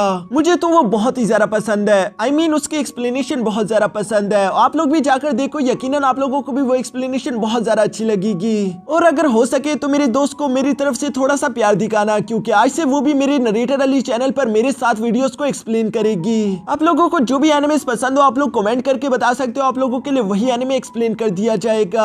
अब चलो और ज्यादा टाइम ना जाया करते हुए हमारी आज की एक्सप्लेनेशन वीडियो को शुरू करते हैं। तो इस एपिसोड की शुरुआत यहाँ डाइनिंग टेबल से होती है, जहाँ पर हम देखते हैं कि मिस याओ याओ जाओ युआन के पेरेंट्स के साथ बैठकर खाना खा रही थी। जाओ युआन की मॉम बिल्कुल हमारी मदर्स की तरह उसे जबरदस्ती बहुत सारा खाना खाने के लिए बोलती है, क्योंकि वो कह रही थी कि तुम काफी जरा कमजोर हो गए हो। साथ ही साथ वो यहाँ मिस याओ याओ को भी सूप ऑफर करती है, जिसे मिस याओ याओ ने खुशी खुशी एक्सेप्ट कर लिया। टुन टुन को भी वो सूप चखकर काफी जरा पसंद आ रहा था। तभी दूसरी तरफ हम देखते हैं कि जाओ किंग अपने लिए वाइन भरने लगते हैं, जिसकी स्मेल लेते हुए याओ याओ कहती है कि आखिर ये किस तरह की दवाई है, क्योंकि इसकी जो खुशबू है वो मुझे काफी जरा पसंद आई। जिस पर जाओ युआन की मॉम जवाब देते हुए कहती है कि ये कोई दवाई नहीं बल्कि ये वाइन है और ये लड़कियों के लिए बिल्कुल अच्छा नहीं। लेकिन दूसरी तरफ मिस याओ याओ तो यहाँ जिद करते हुए कहती है कि मैं ये चखना चाहती हूँ, जिस पर तो जाओ किंग के पास भी दूसरा कोई रास्ता नहीं बचता और वो यहाँ वाइन का जग लेकर मिस याओ याओ को पकड़ा चुके, जहाँ पर मिस याओ याओ ने तो डायरेक्टली जग से ही वाइन पीना शुरू कर दिया। यहाँ पर मिस याओ याओ को ऐसा करता हुआ देखकर युआन और उसके पेरेंट्स तो सिर्फ देखते ही रह गए, क्योंकि मिस याओ याओ दिखने में काफी जरा खूबसूरत लग रही थी। और वाइन पीने के बाद मिस याओ याओ कहती है कि ये काफी टेस्टी है। दूसरी तरफ मिस किन्यो यहाँ पर गुस्सा होते हुए कहती है कि जाओ किंग देखो तो सही, तुमने एक बच्ची को बिगाड़ दिया।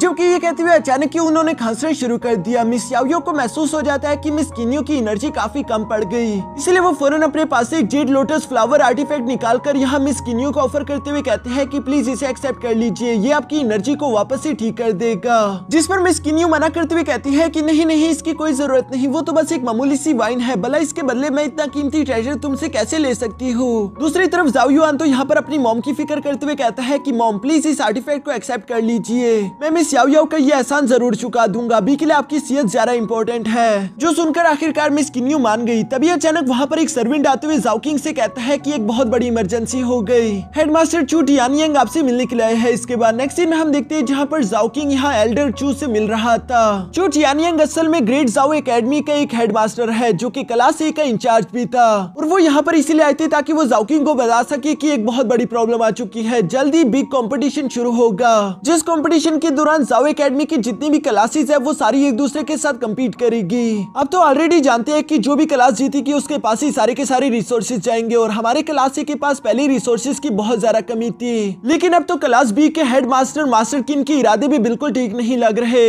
जो कि लगातार पिछले 2 साल से इस कंपटीशन को जीतते भी आ रहे हैं। लेकिन अगर इस बार भी वो लोग जीत गए तो हो सकता है कि डीन जू होंग मुझे हेडमास्टर की पोजीशन से हटा दे, जिसकी वजह से क्लास B का इंचार्ज मास्टर किन पूरी की पूरी जाओ एकेडमी पर कब्जा कर लेगा। वो एक नंबर का कमीना इंसान है, वो टैलेंटेड लोगों को आगे की तरफ आने नहीं देता, बल्कि जो उसके जानने वाले हो वो सिर्फ उन्हें ही प्रमोट करता है। जाओ किंग को तो ये सारी बातें सुनकर काफी जरा गुस्सा आ गया, क्योंकि वो सिर्फ इस वक्त चू टियानयांग पर ही भरोसा करता है और वो तो बस सिर्फ यही चाहती थी कि ग्रेट जाओ एकेडमी में सारे डिसाइपल अपने टैलेंट के दम पर आए। इसलिए मास्टर जाओ किंग को काफी जरा गुस्सा आ रहा था। उन्हें समझ नहीं आता कि आखिर वो इस जू किंग का क्या करे। तभी अचानक वहाँ पर मौजूद जाओ युआन अपने फादर से कहता है कि आप इसकी फिक्र ना कीजिए, जबकि साथ ही साथ वो हेडमास्टर से सवाल करते हुए कहता है कि मास्टर चू आप भी बिल्कुल फिक्र ना कीजिए, क्योंकि बिग कंपटीशन को शुरू होने में अभी 3 महीने बाकी है और मैं इन 3 महीनों में अच्छे से प्रैक्टिस करके आप लोगों के लिए कंपटीशन जरूर जीतूंगा। जिस पर मास्टर चू जवाब देते हुए कहते हैं लेकिन ये काम तुम्हारे लिए बिल्कुल पॉसिबल ही नहीं, क्योंकि इस वक्त ये बात सब जानते हैं कि एकेडमी का सबसे ज्यादा पावरफुल वॉरियर कियू है। हमने अपनी क्लास से इस वक्त यूवी को इस कंपटीशन के लिए चुना है, क्योंकि वो अपने 6 मैंडेरियंस ओपन कर चुकी है। फिलहाल तो हमारी क्लास में यूवी से ज्यादा पावरफुल कोई भी नहीं, हमारी सारी उम्मीदें यूवी से है। लेकिन तभी अचानक यहाँ जाओ युआन कॉन्फिडेंट होते हुए कहता है कि एल्डर चू आप मुझ पर भरोसा रखिए, क्योंकि इस बार का ये कंपटीशन मुझे पूरा यकीन है कि क्लास ए ही जीतेगी। आपको घबराने की कोई जरूरत नहीं, मैं इसका अच्छे से ध्यान रखूंगा। जो सुनकर एल्डर चू यहाँ जाओ युआन का शुक्रिया अदा करता है। इसके बाद नेक्स्ट सीन में हम देखते हैं जहाँ जाओ युआन यूवी के साथ सिटी में घूम रहा था। यूवी जाओ युआन से सवाल करते हुए पूछती है कि बिग कंपटीशन जल्दी शुरू होगा, तुम्हारी आखिर तैयारियां कैसी चल रही है। जिस पर जाओ युआन जवाब देते हुए कहता है कि मेरी तैयारियां तो ठीक चल रही है, लेकिन मैं तुमसे सवाल करना चाहता हूँ कि क्या तुम सच में इनर कोर्ट यार्ड जाना चाहती हो। जिस पर यूवी जवाब देते हुए कहती है कि हाँ, अगर तुम मुझसे इनर एकेडमी के अंदर चले गए तो आखिर मैं आउटर एकेडमी में रहकर क्या करूंगी। इसलिए मैं भी इस कंपटीशन में फाइट करके लड़ना चाहती हूँ ताकि मैं जीत कर तुम्हारे साथ आ सकूं। ये बात तो कोई अंधा भी देखकर बता सकता है कि यूवी यहाँ जाओ युआन को पसंद करती है, इसलिए वो उसे दूर होना नहीं चाहती। लेकिन दूसरी तरफ जाओ युआन बेवकूफ अभी तक इस बात को समझ नहीं पाया। पीछे की तरफ हम यहाँ पर लिंशी को भी देखते हैं, जो कि यूवी को जाओ युआन की इतना जरा करीब देखकर काफी जरा जेलस फील कर रहा था। तभी अचानक वहाँ पर कियू आ जाता है, जो कि लिंशी के इस जेलसी को फील करते हुए कहता है कि वैसी कितनी बुरी बात है। देखो तो सही, जाओ युआन ने यूवी को एक बार रहमदिली क्या दिखा दी, यूवी तो उसके प्यार में पागल हो चुकी है। लिंशी वैसे तुम इसके बारे में क्या सोचते हो। जिस पर लिंशी जवाब देते हुए कहता है कि यंग लॉर्ड मैं इसके बारे में यही सोचता हूँ कि मुझे लगता है कि यूवी बहुत ज्यादा टैलेंटेड है, उसे खुद जैसे टैलेंटेड इंसान देखना चाहिए, ना कि जाओ युआन पर वक्त बर्बाद करना चाहिए, क्योंकि जाओ युआन का तो एक भी मैंडेरियन ओपन नहीं हुआ। जिस पर कियू यहाँ लिंशी को और जरा भड़काते हुए कहता है कि हाँ तुम बिल्कुल ठीक कह रहे हो, लेकिन ये बात भी सच है कि यूवी अभी जाओ युआन के पीछे पागल हो रही है। इवन कि मैंने तो यूवी को ये भी ऑफर किया था कि वो क्लास ए को छोड़कर हमारी क्लास बी को ज्वाइन कर ले, लेकिन यूवी ने साफ साफ मना कर दिया। बल्कि वो कह रही थी कि जाओ युआन जहाँ पर जाएगा वो भी वहीं पर जाएगी। मुझे नहीं लगता लिंशी अगर सब कुछ ऐसा ही चलता रहा तो तुम्हें कभी भी यूवी के पास जाने का मौका मिलेगा। लेकिन सोचो अगर तुम इस आने वाले ग्रैंड कंपटीशन में बुरी तरीके से जाओ युआन को सब लोगों के सामने बेइज्जत करके हरा दो, तब यूवी तुम्हें बिल्कुल अलग तरीके से देखेगी। हो सकता है कि यूवी को तुम्हारी टैलेंट के बारे में अंदाजा हो जाए और वो तुमसे प्यार कर बैठे। जो सुनकर लिंशी जवाब देते हुए कहता है कि कियो जो भी तुम कह रहे हो वो बिल्कुल ठीक है, लेकिन ग्रैंड कंपटीशन में किसका सामना किससे होगा ये हम लोग डिसाइड नहीं करते, बल्कि वो तो लॉटरी की मदद से डिसाइड होगा। जिस पर कियो जवाब देते हुए कहता है कि तुम उसकी फिक्र मत करो, क्योंकि मैंने पहले ही अरेंजमेंट्स कर दी है। बल्कि मैंने तो जाओ युआन के 2-4 पुराने और दुश्मनों से भी बात कर ली है, वो लोग भी जाओ युआन के साथ फाइट करेंगे। अगर उन लोगों ने जाओ युआन को ना हराया तो तुम्हारी बारी आएगी। यहाँ ये बात सुनकर तो लिंशी काफी जरा खुश हो गया कि उसे जाओ युआन का मुकाबला करने को मिलेगा, इसलिए वो खुश होते हुए कहता है कि कियो आखिर मैं तुम्हारे इस एहसान का शुक्रिया कैसे अदा करूंगा। जो सुनकर कियो जवाब देते हुए कहता है कि नहीं ये तो कोई बड़ी बात नहीं, लेकिन अगर फिर भी तुम मेरे एहसान का बदला चुकाना चाहते हो तो ग्रैंड कंपटीशन के बाद मेरी क्लास बी को ज्वाइन कर लेना। जो कहने के बाद कियो वहाँ से चला जाता है। कियो के जाने के बाद लिंशी यहाँ जाओ युआन की तरफ देखते हुए कह रहा था कि बस एक बार ग्रैंड कंपटीशन में तुम्हारा और मेरा सामना हो जाए। जाओ युआन मैं तुमसे वादा करता हूँ कि मैं तुम्हें सबके सामने इतनी बुरी तरीके से हराऊंगा कि तुम किसी को मुंह दिखाने के काबिल नहीं बचोगे। दोस्तों हो सकता है कि इस ग्रैंड कंपटीशन के बारे में आप लोगों को थोड़े बहुत कंफ्यूजन हो रहे हो, इसलिए सब कुछ मैं अभी से क्लियर कर देता हूँ। ये एक ऐसा कंपटीशन है जो कि हर साल में एक दफा होता है। पिछले कई सालों से लगातार क्लास बी से जीतती आ रही थी और इसी वजह से सारे के सारे पावरफुल कल्टिवेटर धीरे धीरे क्लास बी की तरफ चले गए, जिसकी वजह से क्लास बी काफी ज्यादा ताकतवर हो चुकी है। लेकिन क्लास बी का जो हेड मास्टर है वो बिल्कुल भी अच्छा इंसान नहीं, बल्कि वो पूरे के पूरे जाओ एकेडमी पर कब्जा करना चाहता है। इसीलिए क्लास ए के हेड मास्टर काफी ज्यादा परेशान थे। लेकिन दूसरी तरफ जाओ युआन ने उन्हें भरोसा दिलाया कि आप फिक्र ना करें, इस बार का ये कंपटीशन हम ही जीतेंगे, क्योंकि जाओ युआन ये बात जानता है कि उसने कुछ न्यू पावर्स हासिल की है जिसकी मदद से वो इस कंपटीशन को जीत जाएगा। लेकिन जाओ युआन की इन पावर्स के बारे में और कोई नहीं जानता। इसके बाद हमें नेक्स्ट डे यहाँ जाओ युआन का सीन दिखाया जाता है, जो कि मास्टर कैंग की तरफ से मिली हुई टेक्निक ड्रैगन ब्रेथ टेक्निक को प्रैक्टिस कर रहा था। इस ड्रैगन ब्रेथ टेक्निक की ये खासियत थी कि ये हेवन एंड अर्थ की एनर्जी को कंडेंस करके कल्टीवेटर की बॉडी में डाल सकती है, जिसे प्रैक्टिस करते हुए थोड़ी सी एनर्जी यहाँ जाओ युआन ने एब्सॉर्ब भी कर ली थी। इसलिए वो खुश होते हुए कहता है कि चलो अच्छा हुआ, इतने दिनों की मेरी मेहनत जाया नहीं हुई, बल्कि मैं ड्रैगन ब्रेथ टेक्निक को अच्छे से सीख गया हूँ। जिस पर मिस याओ याओ यहाँ जाओ युआन को जवाब देते हुए कहती है कि तुमने क्या कहा? तुम्हें सच में लगता है कि मेरी ग्रैंडपा की कोई भी टेक्निक इतनी ज्यादा कमजोर होगी? तुम ड्रैगन ब्रेथ टेक्निक की 0.1% को भी नहीं सीख पाए। चलो ठीक है टुनटुन, इसे दिखाओ कि ड्रैगन ब्रेथ टेक्निक कैसे परफॉर्म करते हैं। जो सुनकर हम देखते हैं कि वो क्यूट सा कुत्ता टुनटुन फौरन से यहाँ मैदान में आ गया, जो कि इंसानों की तरह बिल्कुल उस टेक्निक को प्रैक्टिस कर रहा था। ये देखकर जाओ युआन हैरान होते हुए मिस याओ याओ से सवाल करके पूछता है कि आखिर ये किस तरह का बीस्ट है, ये इंसानों की तरह प्रैक्टिस कैसे कर सकता है? जिस पर मिस याओ याओ जवाब देते हुए कहती है कि बकवास बंद करो और सिर्फ टेक्निक को अच्छे से देखो। जो सुनकर तो जाओ युआन यहाँ टुनटुन को गौर से देख रहा था और वो देख पाता है कि टुनटुन की ब्रीथिंग टेक्निक काफी जरा कमाल की थी। उसके पोस्टर के साथ उसका सारा के सारा मूवमेंट काफी अच्छे से मैच हो रहा था। उसका हर एक इनहेल और एक्सहेल बिल्कुल मैचिंग में है। इसी वजह से टुनटुन ने वहाँ पर हेवन एंड अर्थ की काफी सारा एनर्जी कंडेंस कर ली थी, जिसकी वजह से ऑलमोस्ट वहाँ पर एक ब्लैक होल भी क्रिएट हो गया था। यानी कि टुनटुन ने एक ही बार ड्रैगन ब्रेथ टेक्निक से काफी सारा एनर्जी अपनी बॉडी में समा ली है। ये देखकर तो जाओ युआन इंप्रेस होते हुए कहता है कि हाँ, ये तो मानना पड़ेगा कि ड्रैगन ब्रेथ टेक्निक बहुत ही ज्यादा खास है। मैं अभी तक इसके फुल पोटेंशियल को नहीं सीख पाया। जबकि साथ ही साथ वो टुनटुन की रियल एबिलिटीज देखकर भी काफी ज्यादा शौक था, इसीलिए वो टुनटुन को रिस्पेक्ट पेश करते उसे काफी ज्यादा खाना लाकर दे देता है। असल में जाओ युआन को टुनटुन से डर लग रहा था कि कहीं किसी दिन टुनटुन गुस्सा ना हो जाए और उसकी वाट ना लगा दे।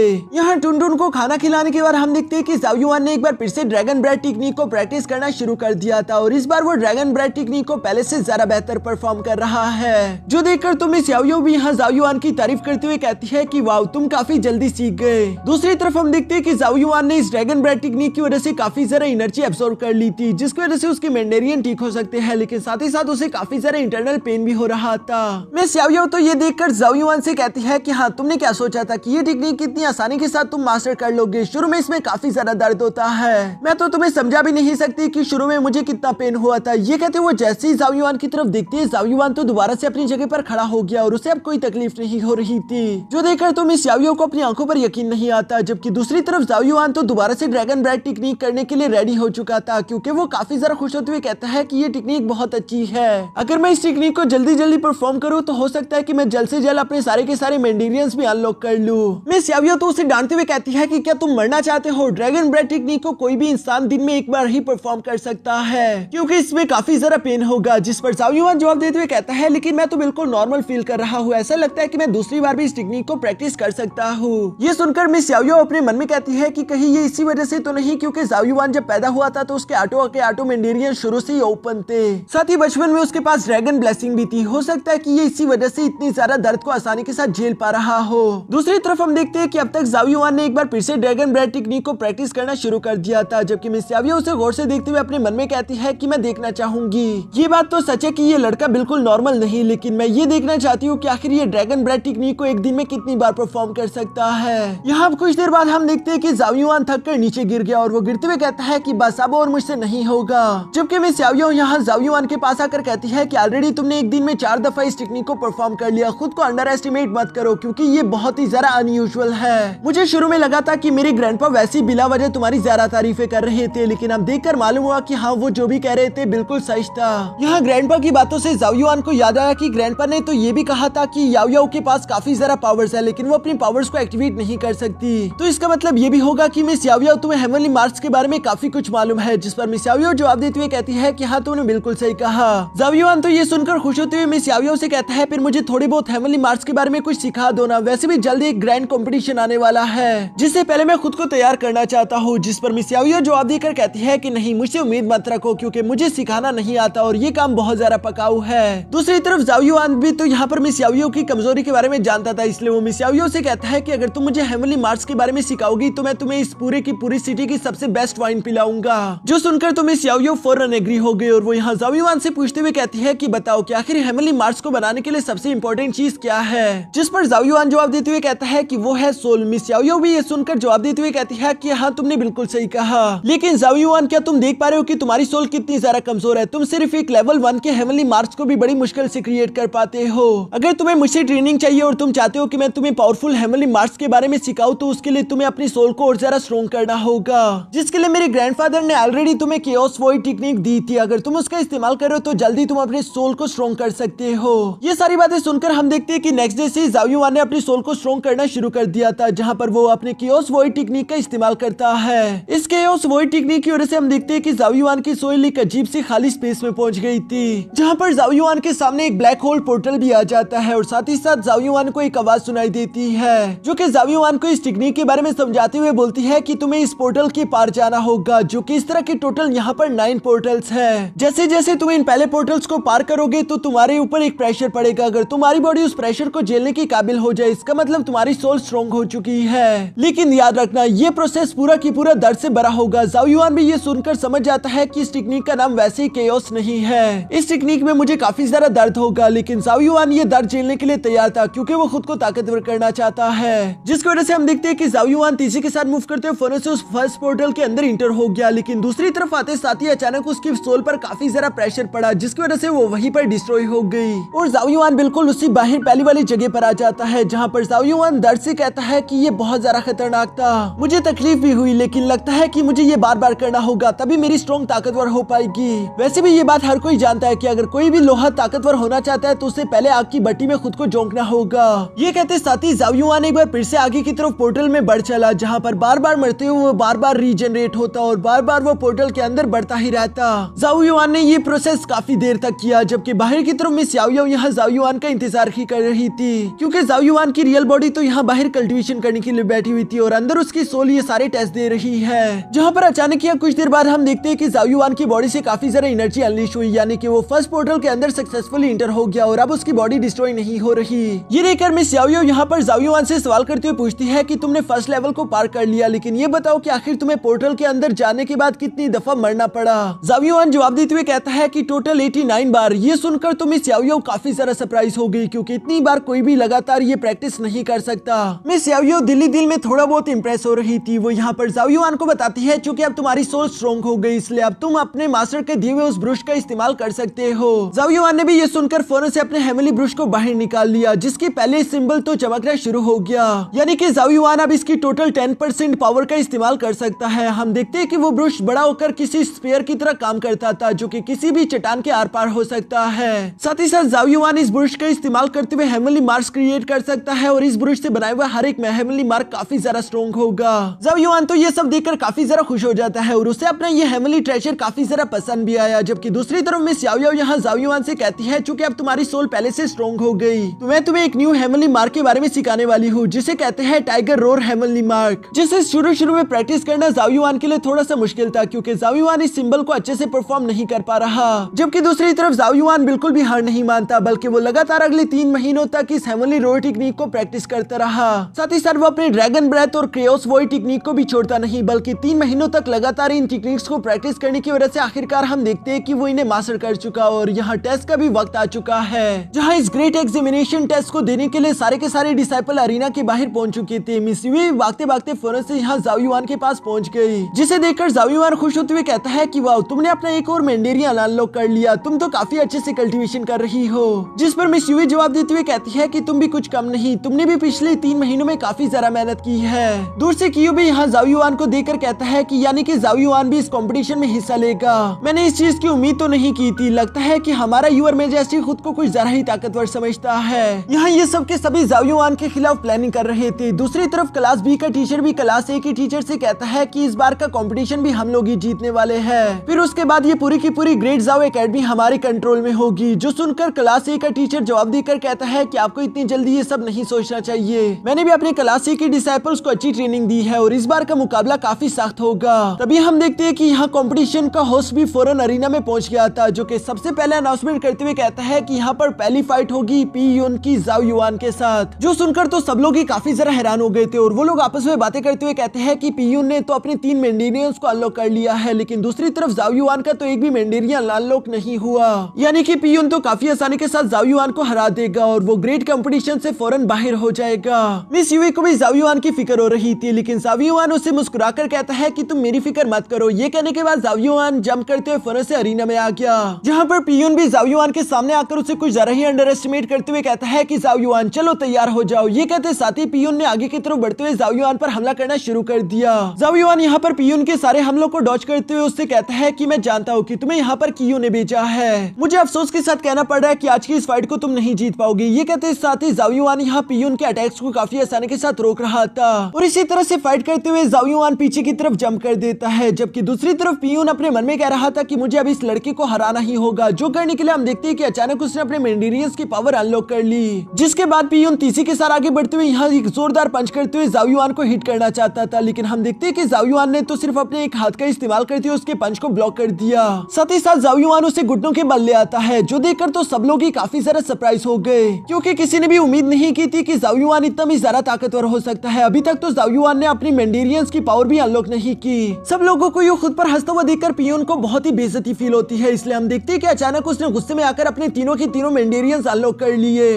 जिन सबकी एनर्जी का इस्तेमाल करते हुए गुस्से के साथ यहाँ सीधा जाओ युआन की तरफ भी बढ़ रहा था। लेकिन दूसरी तरफ जाओ युआन तो बहुत ही कूल तरीके से यहाँ पियून को एक ही लात में हिट करते हुए अरीना से बाहर पटक चुका, जो देखकर तो कियो और उसके सारे दोस्तों का मुंह खुला की खुला रह जाता है, जबकि इवन यूवी भी सरप्राइज हो गई थी।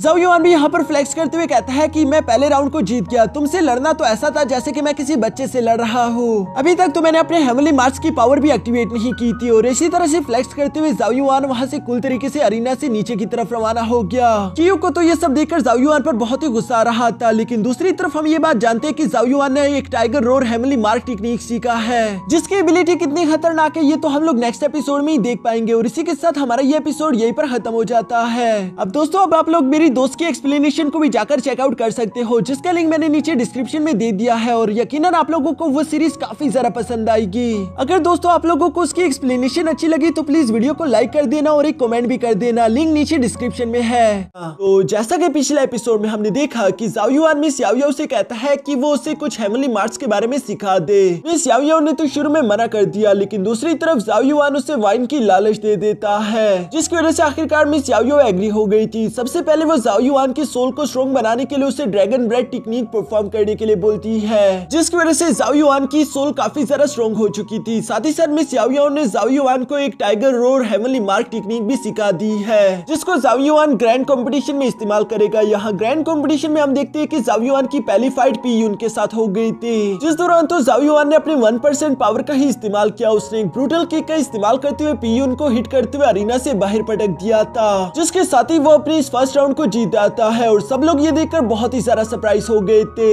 अब आगे तो नेक्स्ट एपिसोड की शुरुआत यहाँ बिल्कुल उसी सीन से शुरू होती है, जहाँ पर हम देखते हैं कि होस्ट ने अनाउंसमेंट कर दी थी कि जाओ युआन इस फर्स्ट राउंड को जीत गया। सब लोग ये देखकर काफी ज्यादा सरप्राइज थे। वो लोग आपस में बातें करते हुए कहते हैं कि जाओ युआन की स्ट्रेंथ तो एक ऐसे वॉरियर से भी ज्यादा खतरनाक है जिसने 3 मेंडेरियंस को ओपन कर दिया हो। बाकी में प्रिंस युआन का कोई जवाब नहीं। और वो लोग इसी तरह से बातें करते हुए यहाँ जाओ युआन को कांग्रेचुलेशन भी बोलते हैं, जबकि स्यूमी भी आगे की तरफ आते हुए जाओ युआन से कहती है कि तुमने अपनी पावर्स को इतना ज्यादा डीपली छुपा कर रखा था कि कभी मैं तुम्हारी रियल स्ट्रेंथ को पहचान ही नहीं पाई। जिस पर जाओ युआन भी जवाब देते हुए कहता है कि हाँ मुझे माफ कर दो, असल में मैं ट्रेनिंग में इतना ज्यादा बिजी हो चुका था कि मैं तुम्हें अपने प्रोग्रेस के बारे में कुछ भी नहीं बता पाया। ऊपर से कियो ने भी अपने दोस्तों के साथ मिलकर ये फाइट होती हुई देख ली थी, इसलिए वो कहता है कि जाओ युआन ने हम सबको बेवकूफ बनाया है, क्योंकि उसने जब लास्ट की का इस्तेमाल किया था तब उसकी ओरिजिनल की मुझे थोड़ी सी दिखाई दी और उसके कुछ मेंडेरियंस ओपन हो चुके हैं। ये सुनकर तो कियो के साथ मौजूद एक लड़की हैरान होते हुए कहती है कि ये बिल्कुल पॉसिबल नहीं, जाओ युआन की बॉडी में तो उसके मेंडेरियंस थे ही नहीं। जाओ फैमिली ने उससे ठीक करने की अपनी हर एक मुमकिन कोशिश की, आखिर अचानक से उसके मेंडेरियन वापस कैसे आ सकते हैं। जिस पर कियो जवाब देते हुए कहता है कि चाहे जैसे भी आए हो, लेकिन अभी हमारे लिए ये बात जरा फिक्र करने वाली नहीं, क्योंकि मैं महसूस कर पा रहा हूँ कि जाओ युआन के ज़्यादा मेंडेरियंस ओपन नहीं हुए, क्योंकि अगर अभी भी लिन शीफेंग चाहे तो वो उसे हरा सकता है। पियून को इस बात का अंदाजा नहीं था, इसलिए वो ऑफ गार्ड पकड़ा गया और जाओ युआन ने उसे हरा दिया। लेकिन लिन शीफेंग तुम इस तरह की गलती मत करना। जिस पर लिन शीफेंग अपने मन में गुस्सा होते हुए कहता है कि जाओ युआन बस सिर्फ एक और फाइट की बात है, तुम प्लीज मरना मत, क्योंकि मैं तुम्हें अपने हाथों से मारना चाहता हूँ। जाओ युआन भी नीचे मौजूद यहाँ पर लिन शीफेंग की किलिंग इंटेंट को महसूस कर लेता है, इसलिए वो उस तरफ देखते हुए कहता है कि मुझे यकीन नहीं आता। लिन शीफेंग ने भी कियो के साथ हाथ मिला लिया। सुयुमी भी जवाब देते हुए कहती है कि हाँ वो एक नंबर का कमीना है, लेकिन चलो अभी उसे छोड़ो, ये बताओ कि आखिर तुमने अपने कितने मेंडेरियंस ओपन किए। जिस पर जाओ युआन जवाब देते हुए कहता है कि अभी के लिए तो मैं सिर्फ 2 ही मेंडेरियंस को ओपन कर पाया हूँ। जो सुनकर तो सुयुमी शॉक हो गई थी, क्योंकि 2 मेंडेरियंस को ओपन करना वो भी सिर्फ 1 महीने के अंदर, ये काफी ज्यादा बड़ी बात है। वो जाओ युआन से कहती है कि तुम अगर अपनी इसी स्पीड के साथ मेंडेरियंस को ओपन करते रहे तो हो सकता है कि तुम हम सबसे पहले ही अपने ऑटो के ऑटो मेंडेरियंस को ओपन कर दो। जिस पर जाओ युआन तो कोई जवाब नहीं दे पाता। इसके बाद हम देखते हैं कि रेफरी ने वहां पर अगली फाइट अनाउंसमेंट कर दी थी, जो कि स्यूमी की शेन के साथ थी, और हम देखते हैं कि यहाँ स्यूमी ने काफी आसानी के साथ इस राउंड में शेन को हरा दिया था। जबकि बाकी भी कुछ राउंड्स हमें देखने को मिलते हैं जहाँ पर बारी बारी करके डिसाइपल एक दूसरे से फाइट करते हुए राउंड्स को जीतते हुए आगे की तरफ बढ़ते जा रहे थे। इसी तरह से कुछ राउंड्स के बाद आखिरकार हम देखते हैं कि यहाँ पर लिन शी फेंग की बारी आ चुकी थी, जो कि एक कल्टीवेटर के साथ फाइट करते हुए उससे काफी बुरी तरीके से हिट कर देता है। इतनी सारा ब्रूटल अटैक की वजह से हम देखते हैं कि सब लोग ही लिन शी की ताकत देखकर बहुत ज्यादा हैरान थे और वो लोग आपस में बातें करते हुए कहते हैं कि लिन शी फेंग ने इस वक्त अपने चारों मैंडेरियंस को ओपन कर रखा है। हमें लगता है कि इस बार का सबसे ज्यादा खतरनाक वॉरियर लिन शी फेंग ही है और हो सकता है कि वो इस ग्रैंड कंपटीशन का टॉप नंबर 1 वॉरियर बने। लिन शी फेंग भी खुद पर कुछ ज्यादा ही कॉन्फिडेंट था, जबकि उसके सामने मौजूद वो डिसाइपल तो चोट लगने की वजह से बहुत ही ज्यादा घबरा चुका है। वो देख पा रहा था कि लिन शी फेंग धीरे धीरे उस पर दोबारा से अटैक करने के लिए आगे बढ़ रहा है। यहाँ इससे पहले कि वो वॉरियर कह पाता कि मैं हार मानता हूँ, तभी अचानक हम देखते हैं कि लिन शी फेंग ने दोबारा से अपने पंचेस का इस्तेमाल करते हुए उस डिसाइपल पर अटैक करना शुरू कर दिए। लिन शी फेंग यहाँ उस डिसाइपल को इतनी ज्यादा बुरी और बेरहमी से मार रहा था कि वो डिसाइपल भी अपनी जान के लिए भीख मांग रहा था।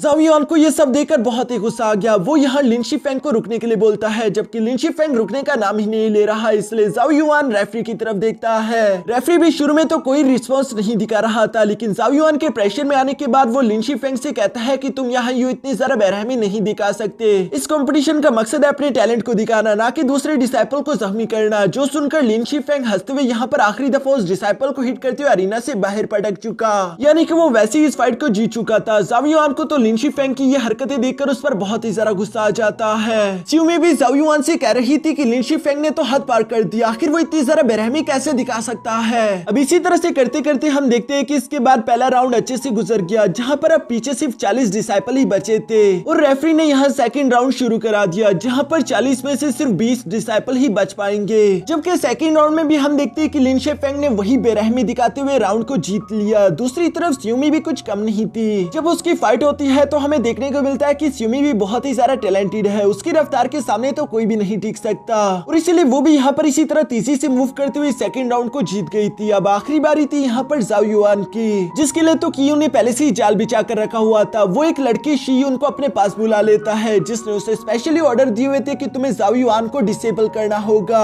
शियुन भी खुद पर कुछ ज्यादा ही कॉन्फिडेंट था, इसलिए वो कियो से कहता है कि तुम बिल्कुल फिक्र मत करो, मैं ज़ाओ युआन को इतनी बुरी तरीके से पीटूंगा कि वो दोबारा अपने पैरों पर खड़ा भी ना हो पाए। लेकिन यकीनन ये तो उसकी गलत फहमी थी, क्योंकि यहाँ अरीना में आने के बाद जैसे ही रेफरी ने इस फाइट को शुरू कराया, सबसे पहले हम देखते हैं कि शियुन ने अपने तीनों मैंडेरियंस की पावर को एक्टिवेट करते हुए तेजी के साथ ज़ाओ युआन पर हमला कर दिया। जिस हमले को डॉज करने के लिए ज़ाओ युआन भी अपने ड्रैगन स्टेप टेक्निक को एक्टिवेट कर लेता है। इसकी वजह से ज़ाओ युआन की रफ्तार अचानक ही तेज हो चुकी थी। वो ऐसे मूव कर रहा था जैसे कि वो एक जगह से टेलीपोर्ट हो रहा हो। जबकि साथ ही साथ हम देखते हैं कि ज़ाओ युआन ने यहाँ पर अपनी पाम टेक्निक का इस्तेमाल करते हुए शियुन को पीछे की तरफ धकेल दिया। ये सब देखकर लिन शी फेंग तो हैरान हो जाता है। जबकि साथ ही साथ हम देखते हैं कि ज़ाओ युआन यहाँ पर तेजी के साथ अपनी लाइटिंग बॉडी टेक्निक का इस्तेमाल करते हुए शियुन के पीछे पहुंच गया, जहाँ पर ज़ाओ युआन शियुन को घुटनों के बल लाते साथ ही अपने ड्रैगन क्लॉ टेक्निक का इस्तेमाल करते उस पर हमला कर देता है। यहाँ इस हमले को देखकर शियुन तो काफी ज्यादा घबरा चुका था। उसे लग रहा था कि ज़ाओ युआन तो उसकी जान लेकर ही अपना बदला लेगा, लेकिन दूसरी तरफ ज़ाओ युआन लास्ट मोमेंट पर अपने अटैक को रोकते हुए शियुन से सवाल करके पूछता है कि क्या तुम अब भी लड़ना चाहते हो, जिस पर तो शियुन घबराते हुए कहता है कि नहीं नहीं, मैं हार मानता हूँ, मैं तुमसे और फाइट नहीं करना चाहता। वो तो अपनी जान बचाकर ही बहुत ज्यादा खुश था। दूसरी तरफ टीचर चू टियानयांग तो काफी ज्यादा खुश हो गए थे। वो यहाँ ज़ाओ युआन की तारीफ करते हुए कहते हैं कि ये होता है ना टैलेंट। उनके पास मौजूद मास्टर ज़ुहोंग तो इस पर कोई रिएक्ट नहीं करते, बल्कि वो शांति के साथ अपनी चाय पी रहे थे, क्योंकि वो जानते थे कि उन लोगों ने ज़ाओ युआन के लिए और भी कई सारे जाल बिछा कर रखे हैं। दूसरी तरफ हम देखते हैं कि ज़ाओ युआन की दोस्त ये सब देखकर काफी ज्यादा खुश थे। वो ज़ाओ युआन की तारीफ करते हुए कहते हैं कि ज़ाओ युआन तुम कमाल के हो।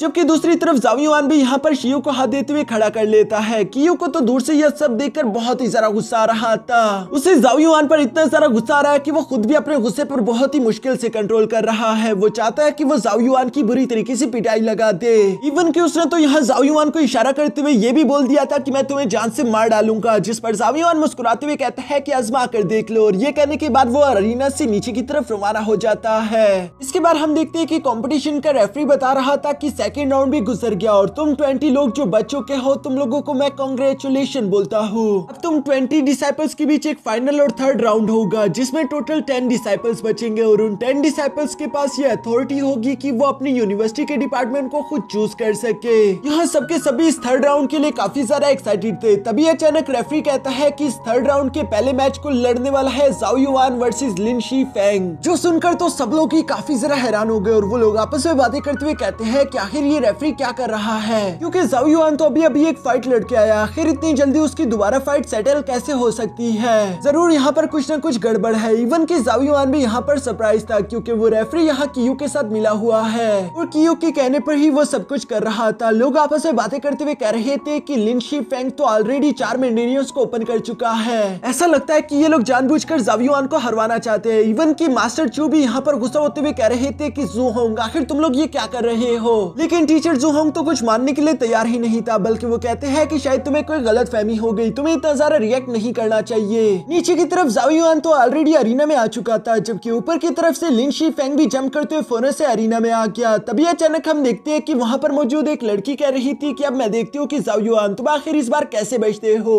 सिमी को तो ये सब देखकर गुस्सा आ गया। वो फोन से आगे की तरफ आते हुए कहती है कि मैं ये सब होने नहीं दूंगी, तुम्हें ये रोकना होगा क्योंकि ये चीटिंग हो रही है। जरूर किसी ने लॉटरी के साथ छेड़छाड़ी की होगी, वरना इतनी जल्दी जाओ युआन का मैच लिन शीफेंग के साथ नहीं आ सकता। पर वहाँ पर मौजूद रेफरी यहाँ सिमी पर गुस्सा करते हुए कहता है कि अगर तुमने मैच में टांग अड़ाने की कोशिश की तो तुम्हें डिस्क्वालीफाई कर दिया जाएगा, तुम्हें कोई हक नहीं मैच के दौरान बोलने का, मैं रेफरी हूँ और मैं ही डिसीजन लूंगा। जबकि जाओ युआन भी यहाँ पर सिमी को खामोश रहने के लिए बोलता है। लिन शीफेंग को तो ये सब देखकर काफी जरा गुस्सा आ रहा था। वो यहाँ जाओ युआन से कहता है कि जब से सिमी को तुमने संभाला है उससे हमेशा तुम ही दिखाई देते हो, मुझे ये सब बिल्कुल पसंद नहीं। मैं चाहता हूँ कि सिमी देखे कि मैं कितना सारा टैलेंटेड हूँ, लेकिन इसके लिए मुझे सबसे पहले तुम्हें हराना होगा। जो सुनकर तो जाओ युआन मुस्कुराते हुए कहता है कि सिमी देखो तो सही तुम्हारी खूबसूरती ने क्या तबाही मचा दी। साथ ही साथ वो यहाँ लिन शीफेंग से कहता है कि बाकी सब तो ठीक है, लेकिन मुझे अफसोस के साथ कहना पड़ रहा है कि तुम मुझे नहीं हरा पाओगे। जिस पर लिन शीफेंग जवाब देते हुए कहता है कि बातों से कुछ नहीं होगा, चलो इस फाइट को शुरू करते हैं। और रेफरी ने भी इन दोनों की फाइट शुरू करा दी, जहाँ पर हम देखते हैं कि जाओ युआन और लिन शीफेंग दोनों ही तेजी के साथ आगे बढ़ते हुए यहाँ एक दूसरे के साथ हैंड टू हैंड कॉम्बैट करना शुरू हो गए।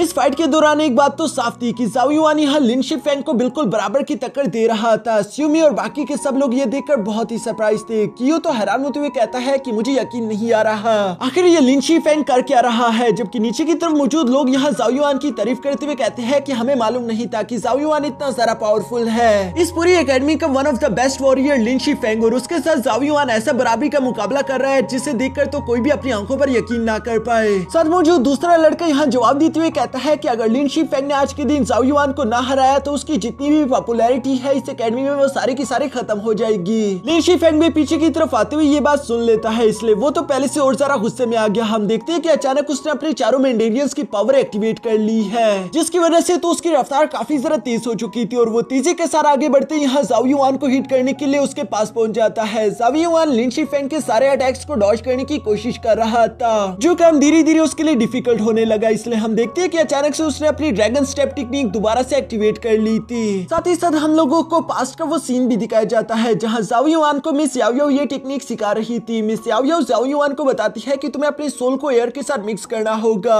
इस टेक्निक के दौरान तुम अपनी बॉडी को तेजी के साथ वाइब्रेट करोगे, जो कि हवा में बिल्कुल इनविजिबल हो जाएगी और तुम आसानी के साथ किसी भी अटैक को डॉज कर सकते हो। जबकि यहाँ अरीना में भी बिल्कुल ऐसा ही हो रहा था। जाओ युआन इस ड्रैगन स्टेप टेक्निक का इस्तेमाल करते हुए इतनी तेजी के साथ मूव कर रहा था कि लिन शीफेंग उसे हिट भी नहीं कर पा रहा। वो लगातार यहाँ जाओ युआन को फॉलो करते हुए साथ ही साथ कह रहा था कि आखिर ये कमीना इंसान किस तरह की टेक्निक का इस्तेमाल कर रहा है, ऐसी अजीब स्टेप्स मैंने कभी नहीं देखे। जबकि साथ ही लिन शीफेंग गुस्सा होते हुए कहता है कि चाहे कुछ भी हो जाए मैं इसको यहाँ पर जीतने नहीं दे सकता। ये कहते साथ ही वो अपने टॉरस डीमन स्टेप टेक्निक को एक्टिवेट कर लेता है, जिसकी वजह से बहुत ही सारा पर्पल एनर्जी अरीना में अनलीश हो चुकी थी। जाओ युआन भी अपने बैलेंस को खो चुका और इसी मौके का फायदा उठाकर लिन शीफेंग तेजी के साथ जाओ युआन को हिट कर देता है। लेकिन वक्त रहते ही जाओ युआन ने अपने आयरन बॉडी मार्क को एक्टिवेट कर लिया था, जिसकी वजह से वो उस डैमेज को अपनी बॉडी पर आसानी के साथ झेल पाया। जाओ युआन तो यहाँ पर बिल्कुल हारता हारता बचा क्योंकि वो अरीना के बिल्कुल लास्ट कॉर्नर पर पहुंच गया था। लिन शीफेंग को तो ये सब देखकर लग रहा था कि शायद अब वो जाओ युआन को हरा पाए, लेकिन दूसरी तरफ जाओ युआन यहाँ पर हंसते हुए कहता है कि क्या बस तुम में सिर्फ इतना ही दम है? मुझे तो लगा नहीं था कि तुम्हारी फुल स्ट्रेंथ के बाद भी तुम्हारा पंच इतना ज्यादा कमजोर होगा। ये कहते साथ ही जाओ युआन ने अपनी तीनों प्राइमरी हेवनली मार्क्स को एक्टिवेट कर लिया, जिन्हें देखकर लिन शीफेंग हंसते हुए कहता है कि आखिरकार तुमने अपने ट्रम्प कार्ड को एक्टिवेट करना शुरू कर दिया है। तुम्हें लगता है कि तुम इन 3 हेवनली मार्क्स का इस्तेमाल करते हुए दुनिया को उलट पुलट कर सकते हो, लेकिन आज मैं तुम्हें दिखाऊंगा कि हमारी ताकत में कितना बड़ा डिफरेंस है। जबकि दूसरी तरफ हम देखते हैं कि जाओ युआन ने तो यहाँ पर अपनी लाइटिंग बॉडी टेक्निक से तेजी के साथ मूव करते हुए फोन से अपने रैम्पेज बुल अटैक को रेडी कर लिया था, जिसका इस्तेमाल करते हुए जाओ युआन इससे पहले कि यहाँ लिन शीफेंग को पंच कर पाता, तभी अचानक उसने अपने सामने एक आयरन डिमोनिक वॉल क्रिएट कर ली, जिससे टकराते साथ ही वो वॉल शील्ड जाओ युआन की सारी एनर्जी सोख लेती है। ये देखकर तो जाओ युआन सरप्राइज होते हुए फौरन से पीछे की तरफ हट गया। वो हैरान होते हुए कह रहा था कि आखिर मेरी एनर्जी ये एब्सॉर्ब कैसे कर सकता है। जबकि दूसरी तरफ हम देखते हैं कि लिन शिफेंग ने उस डिमोनिक टेक्निक का इस्तेमाल करते हुए ज़ाओ युआन के अटैक से बनी हुई एनर्जी को उल्टा उसी पर चलना शुरू कर दिया, जिन्हें डॉज करने में ज़ाओ युआन को थोड़ी बहुत डिफिकल्टी हो रही थी। और इसी चीज का फायदा उठाते हुए लिन शिफेंग भी तेजी के साथ आगे बढ़ते हुए यहाँ ज़ाओ युआन को हिट करना शुरू कर देता है। चूंकि इतने सारे अटैक एक साथ ही ज़ाओ युआन पर हो रहे थे, इसलिए वो यहाँ मुकाबला नहीं कर पा रहा। हम देखते हैं कि लिन शिफेंग ने पहला हिट करते हुए ज़ाओ युआन को पीछे की तरफ पटक दिया, जबकि साथ ही साथ वो तेजी के साथ आगे बढ़ते हुए यहाँ दोबारा से ज़ाओ युआन को हिट करने की कोशिश करता है, लेकिन ज़ाओ युआन ने पीछे की तरफ झुकते हुए उस अटैक को डॉज कर दिया। साथ ही साथ Zhao yuan lighting body technique का इस्तेमाल करते हुए तेजी के साथ यहाँ वहाँ मूव करते हुए फौरन से पीछे की तरफ आते हुए लिन शिफेंग को हिट कर देता है। लेकिन हम देख पाते हैं कि लिन शिफेंग पर तो ज़ाओ युआन के रैम्पेज बुल मार्क का कोई भी असर नहीं हुआ, क्योंकि वो एनर्जी दोबारा से लिन शिफेंग की बॉडी ने सोख ली थी। वो तो उल्टा मुस्कुराते हुए ज़ाओ युआन की एनर्जी को कन्वर्ट करके उल्टा उसी के पीछे लगा देता है, जहाँ ज़ाओ युआन अपने ही अटैक से बचने की कोशिश कर रहा था। ऊपर की तरफ मौजूद कियो यहाँ पर हंसते हुए कहता है कि आयरन वॉल डिमोनिक टेक्निक एक बहुत ही ज्यादा पावरफुल टेक्निक है, जो कि कल्टिवेटर की डिफेंस को बहुत ही ज्यादा स्ट्रॉन्ग कर देती है। वो अपने ओपिनियन के अटैक को एब्सॉर्ब करते हुए उल्टा रिफ्लेक्ट करके अपने दुश्मन पर ही हमला कर पाएगा। जो सारी बातें सुनकर पास में मौजूद लड़की जवाब देते हुए कहती है, इसका मतलब लिन शिफेंग लाजमी इस फाइट को जीतेगा, उसकी जीत तय है। और ये दोनों यहाँ पर इसी तरह से खुश हो रहे थे। नीचे की तरफ हम देखते हैं कि ज़ाओ युआन उन पर्पल अटैक्स को डॉज करने की अपनी पूरी कोशिश कर रहा था, जबकि लिन शिफेंग भी तेजी के साथ आगे बढ़ते हुए फौरन से ज़ाओ युआन को पंच करने की कोशिश करता है। ज़ाओ युआन भी उसके साथ टकराते हुए अपने रैम्पेज बुल पंच का इस्तेमाल करते हुए उसे पीछे हटाने की कोशिश करना चाहता था, लेकिन बार बार यहाँ लिन शिफेंग इसी तरह से ज़ाओ युआन की एनर्जी को एब्सॉर्ब कर लेता। ज़ाओ युआन बेचारे को यहाँ पर समझ नहीं आ रहा कि आखिर वो इस प्रॉब्लम से कैसे निपटे। जबकि दूसरी तरफ लिन शिफेंग तो लगातार फायदा उठाते हुए ज़ाओ युआन को हिट करने की कोशिश करते हुए साथ ही साथ उससे कह रहा था, ज़ाओ युआन तुम्हारी फैमिली ने इस कॉन्टिनेंट पर कई वक्त तक राज किया, लेकिन आज के दिन तुम सब लोगों के सामने काफी ज्यादा शर्मिंदा होने वाले हो। इस बात से कोई फर्क नहीं पड़ता कि तुम कितनी बड़ी नोबल फैमिली से हो, मैं तुम्हें हरा दूंगा और जो लोग तुम्हारी बिला वजह इज्जत करते हैं वो सबके सब मिट्टी में मिल जाएगी। ज़ाओ युआन तो उसकी बातों को इग्नोर करते हुए उसके अटैक को डॉज कर लेता है और साथ ही साथ वो जैसे ही लिन शिफेंग की तरफ बढ़ने लगा, अचानक उसके लाइटिंग बॉडी हेवनली मार्क गायब हो गया, जिसकी वजह से वो जंप करते हुए फौरन पीछे हट जाता है। लिन शिफेंग भी ये देखकर हंसते हुए कहता है कि आखिरकार तुम्हारे तीनों हेवनली मार्क का वक्त समाप्त हो चुका है। अब मैं देखना चाहूंगा कि अपने हेवनली मार्क्स के बगैर तुम मेरे एक भी अटैक को कैसे डॉज करते हो। ये कहते साथ ही यहाँ पर लिन शिफेंग ने अपने सबसे पावरफुल पंच को रेडी करना शुरू कर दिया था, जिसके लिए उसने बहुत ही सारा पावर एक साथ अनलीश कर दी थी। ज़ाओ युआन भी अपने रैम्पेज बुल हेवनली मार्क से खुद को रेडी कर लेता है, लेकिन तभी अचानक वो उसके कंधे से गायब हो गया,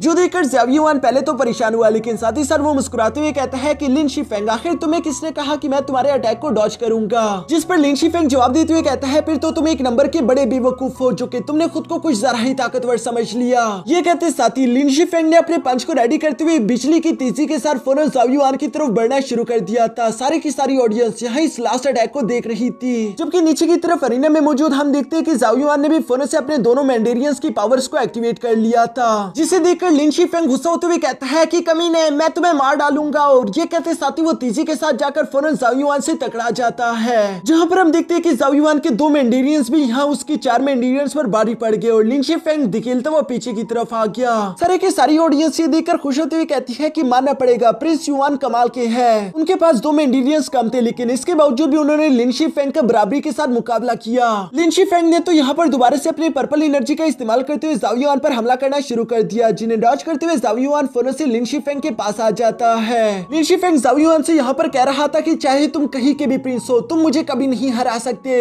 जो सुनकर तो ज़ाओ युआन ने उसके ऊपर की तरफ से जंप करते हुए कहा कि ये कभी स्टेटस या फिर रैंक की बात थी ही नहीं, मैं प्रिंस हूँ या फिर नहीं ये इस बात से फर्क नहीं पड़ता, ये इस बात से फर्क पड़ता है कि मेरी कल्टीवेशन कितनी ज्यादा स्ट्रॉन्ग है, और जितनी मेरी कल्टीवेशन स्ट्रॉन्ग है उसके हिसाब से तुम मुझे कभी नहीं हरा पाओगे। जो कहते साथ ही अचानक हम देखते हैं कि ज़ाओ युआन ने यहाँ पर फाइट के दौरान ही लिन शिफेंग को पैर से पकड़ते हुए घुमा घुमा कर दूर पटक दिया, जहाँ पर लिन शिफेंग भी हार ना मानते हुए अपनी डिमोनिक एनर्जी का इस्तेमाल करते हुए ज़ाओ युआन पर हमला करना शुरू हो गया। साथ ही साथ वो ज़ाओ युआन से कहता है कि मैं स्यूमी के सामने खुद को साबित करके ही रहूंगा, वो बिला वजह ही तुम्हें एडमायर करती है। जो कहते साथ ही उसने एक बार फिर से अपनी डिमोनिक स्टेप टेक्निक को एक्टिवेट कर लिया। इस अटैक को डॉज करने के लिए ज़ाओ युआन भी तेजी के साथ हवा में ऊंची एक जंप लगा देता है, जहां पर हम देखते हैं कि ज़ाओ युआन ने पहली दफा अपने टाइगर रोर हेवनली मार्क को एक्टिवेट कर लिया है। इस टेक्निक को ब्लॉक करने के लिए नीचे मौजूद लिन शिफेंग ने भी फौरन से अपने आसपास आयरन डिमोनिक वॉल टेक्निक लगा दी थी, लेकिन जब ज़ाओ युआन का ये टाइगर रोर टेक्निक सीधा आकर उसके ड्रैगन शील्ड से टकराता है तो हम देखते हैं कि वहां पर एक बहुत बड़ा एनर्जी ब्लास्ट हो गया, जिस ब्लास्ट ने बेशक लिन शिफेंग के बैरियर को ब्रेक तो कर दिया था, लेकिन वो अभी भी हारा नहीं है। इसलिए हम देखते हैं कि कि ज़ाओ युआन ने एक बार फिर से अपने ड्रैगन ब्लड टेक्निक से अपनी एनर्जी रिकवर कर ली थी और एनर्जी पूरी तरीके से रिकवर होने की वजह से हम देखते हैं कि उसने अब तक के अपने सबसे ज्यादा पावरफुल टेक्निक ड्रैगन क्लॉ को एक्टिवेट कर लिया था, जिसको लेकर वो तेजी के साथ लिन शीफेंग की तरफ ही बढ़ने लगता है। लिन शीफेंग तो इस पावरफुल अटैक को देखकर घबरा चुका था, लेकिन वो खुद को प्रोटेक्ट करने के लिए एक बार फिर से अपने आयरन डिमोनिक वॉल टेक्निक को क्रिएट कर लेता है, जिसमें इस बार इतनी पावर नहीं थी कि वो ज़ाओ युआन की इस ड्रैगन क्लॉ टेक्निक को ब्लॉक कर सके। इसलिए हम देखते हैं कि ज़ाओ युआन आसानी के साथ उसकी शील्ड को पेनिट्रेट करने के साथ साथ यहाँ लिन शीफेंग को भी बुरी तरीके से हिट करके अरीना से बाहर पटक देता है। लिन शीफेंग तो बाहर आते साथ ही गिरकर बेहोश हो गया, जबकि अरीना में जब धुआं उड़ता है तो हम देखते हैं कि ज़ाओ युआन तो बिल्कुल सही सलामत खड़ा था, जो देखकर वहां पर मौजूद लोग सभी ज़ाओ युआन की तारीफें करना शुरू हो गए। सबके सब एक साथ बुलंद आवाज में ज़ाओ युआन की जय जयकार कर रहे थे, जबकि जू होंग को तो ये सब देखकर अपनी आंखों पर यकीन ही नहीं आ रहा। मास्टर चू उसकी तरफ देखते हुए कहता है कि तुम्हारी की हुई सारी इवल प्लानिंग्स बेवजह बेकार हो गई, क्योंकि एब्सोल्यूट पावर्स के सामने कभी भी कोई नहीं टिक सकता। ये सब कहने के बाद हेडमास्टर चू यहाँ कॉन्फिडेंट होते हुए आगे की तरफ आके ज़ाओ युआन को इस कंपटीशन का विनर डिक्लेयर कर देते हैं। इवन कि जब ज़ाओ युआन यहाँ रेफरी की तरफ देखता है तो उसने भी घबराकर सब लोगों के सामने कहा कि हाँ ज़ाओ युआन इस फाइट को जीत चुका। सब लोग ये सुनकर बहुत ज्यादा खुश हो गए थे, जबकि ज़ाओ युआन आसमान की तरफ देखते हुए कहता है कि मेरी ज़ाओ फैमिली ने जो कुछ भी गवाया मैं उसे वापस लेकर रहूंगा, अपनी खोई हुई डेस्टिनी मुझे वापस चाहिए। ये सब वो बहुत ही ज्यादा कॉन्फिडेंटली कह रहा था, जबकि कियू को ये सारी फाइट देखकर बहुत ही ज्यादा गुस्सा आ रहा था। वो गुस्से के साथ कहता है कि ये बेकार सी ज़ाओ फैमिली, आखिर ये खुद को समझते क्या है, मैं इन्हें धूल चटका कर ही रहूंगा, मैं अपने ड्रीम्स को कभी नहीं छोड़ूंगा, मुझे इस जगह पर राज करना है, जिसके लिए चाहे मुझे जो करना पड़े मैं वो करूंगा। और ये कहने के बाद कियू वहां से गुस्से के साथ चला जाता है। और यहाँ इसी के साथ हमारा ये एपिसोड भी यहीं पर खत्म हो गया।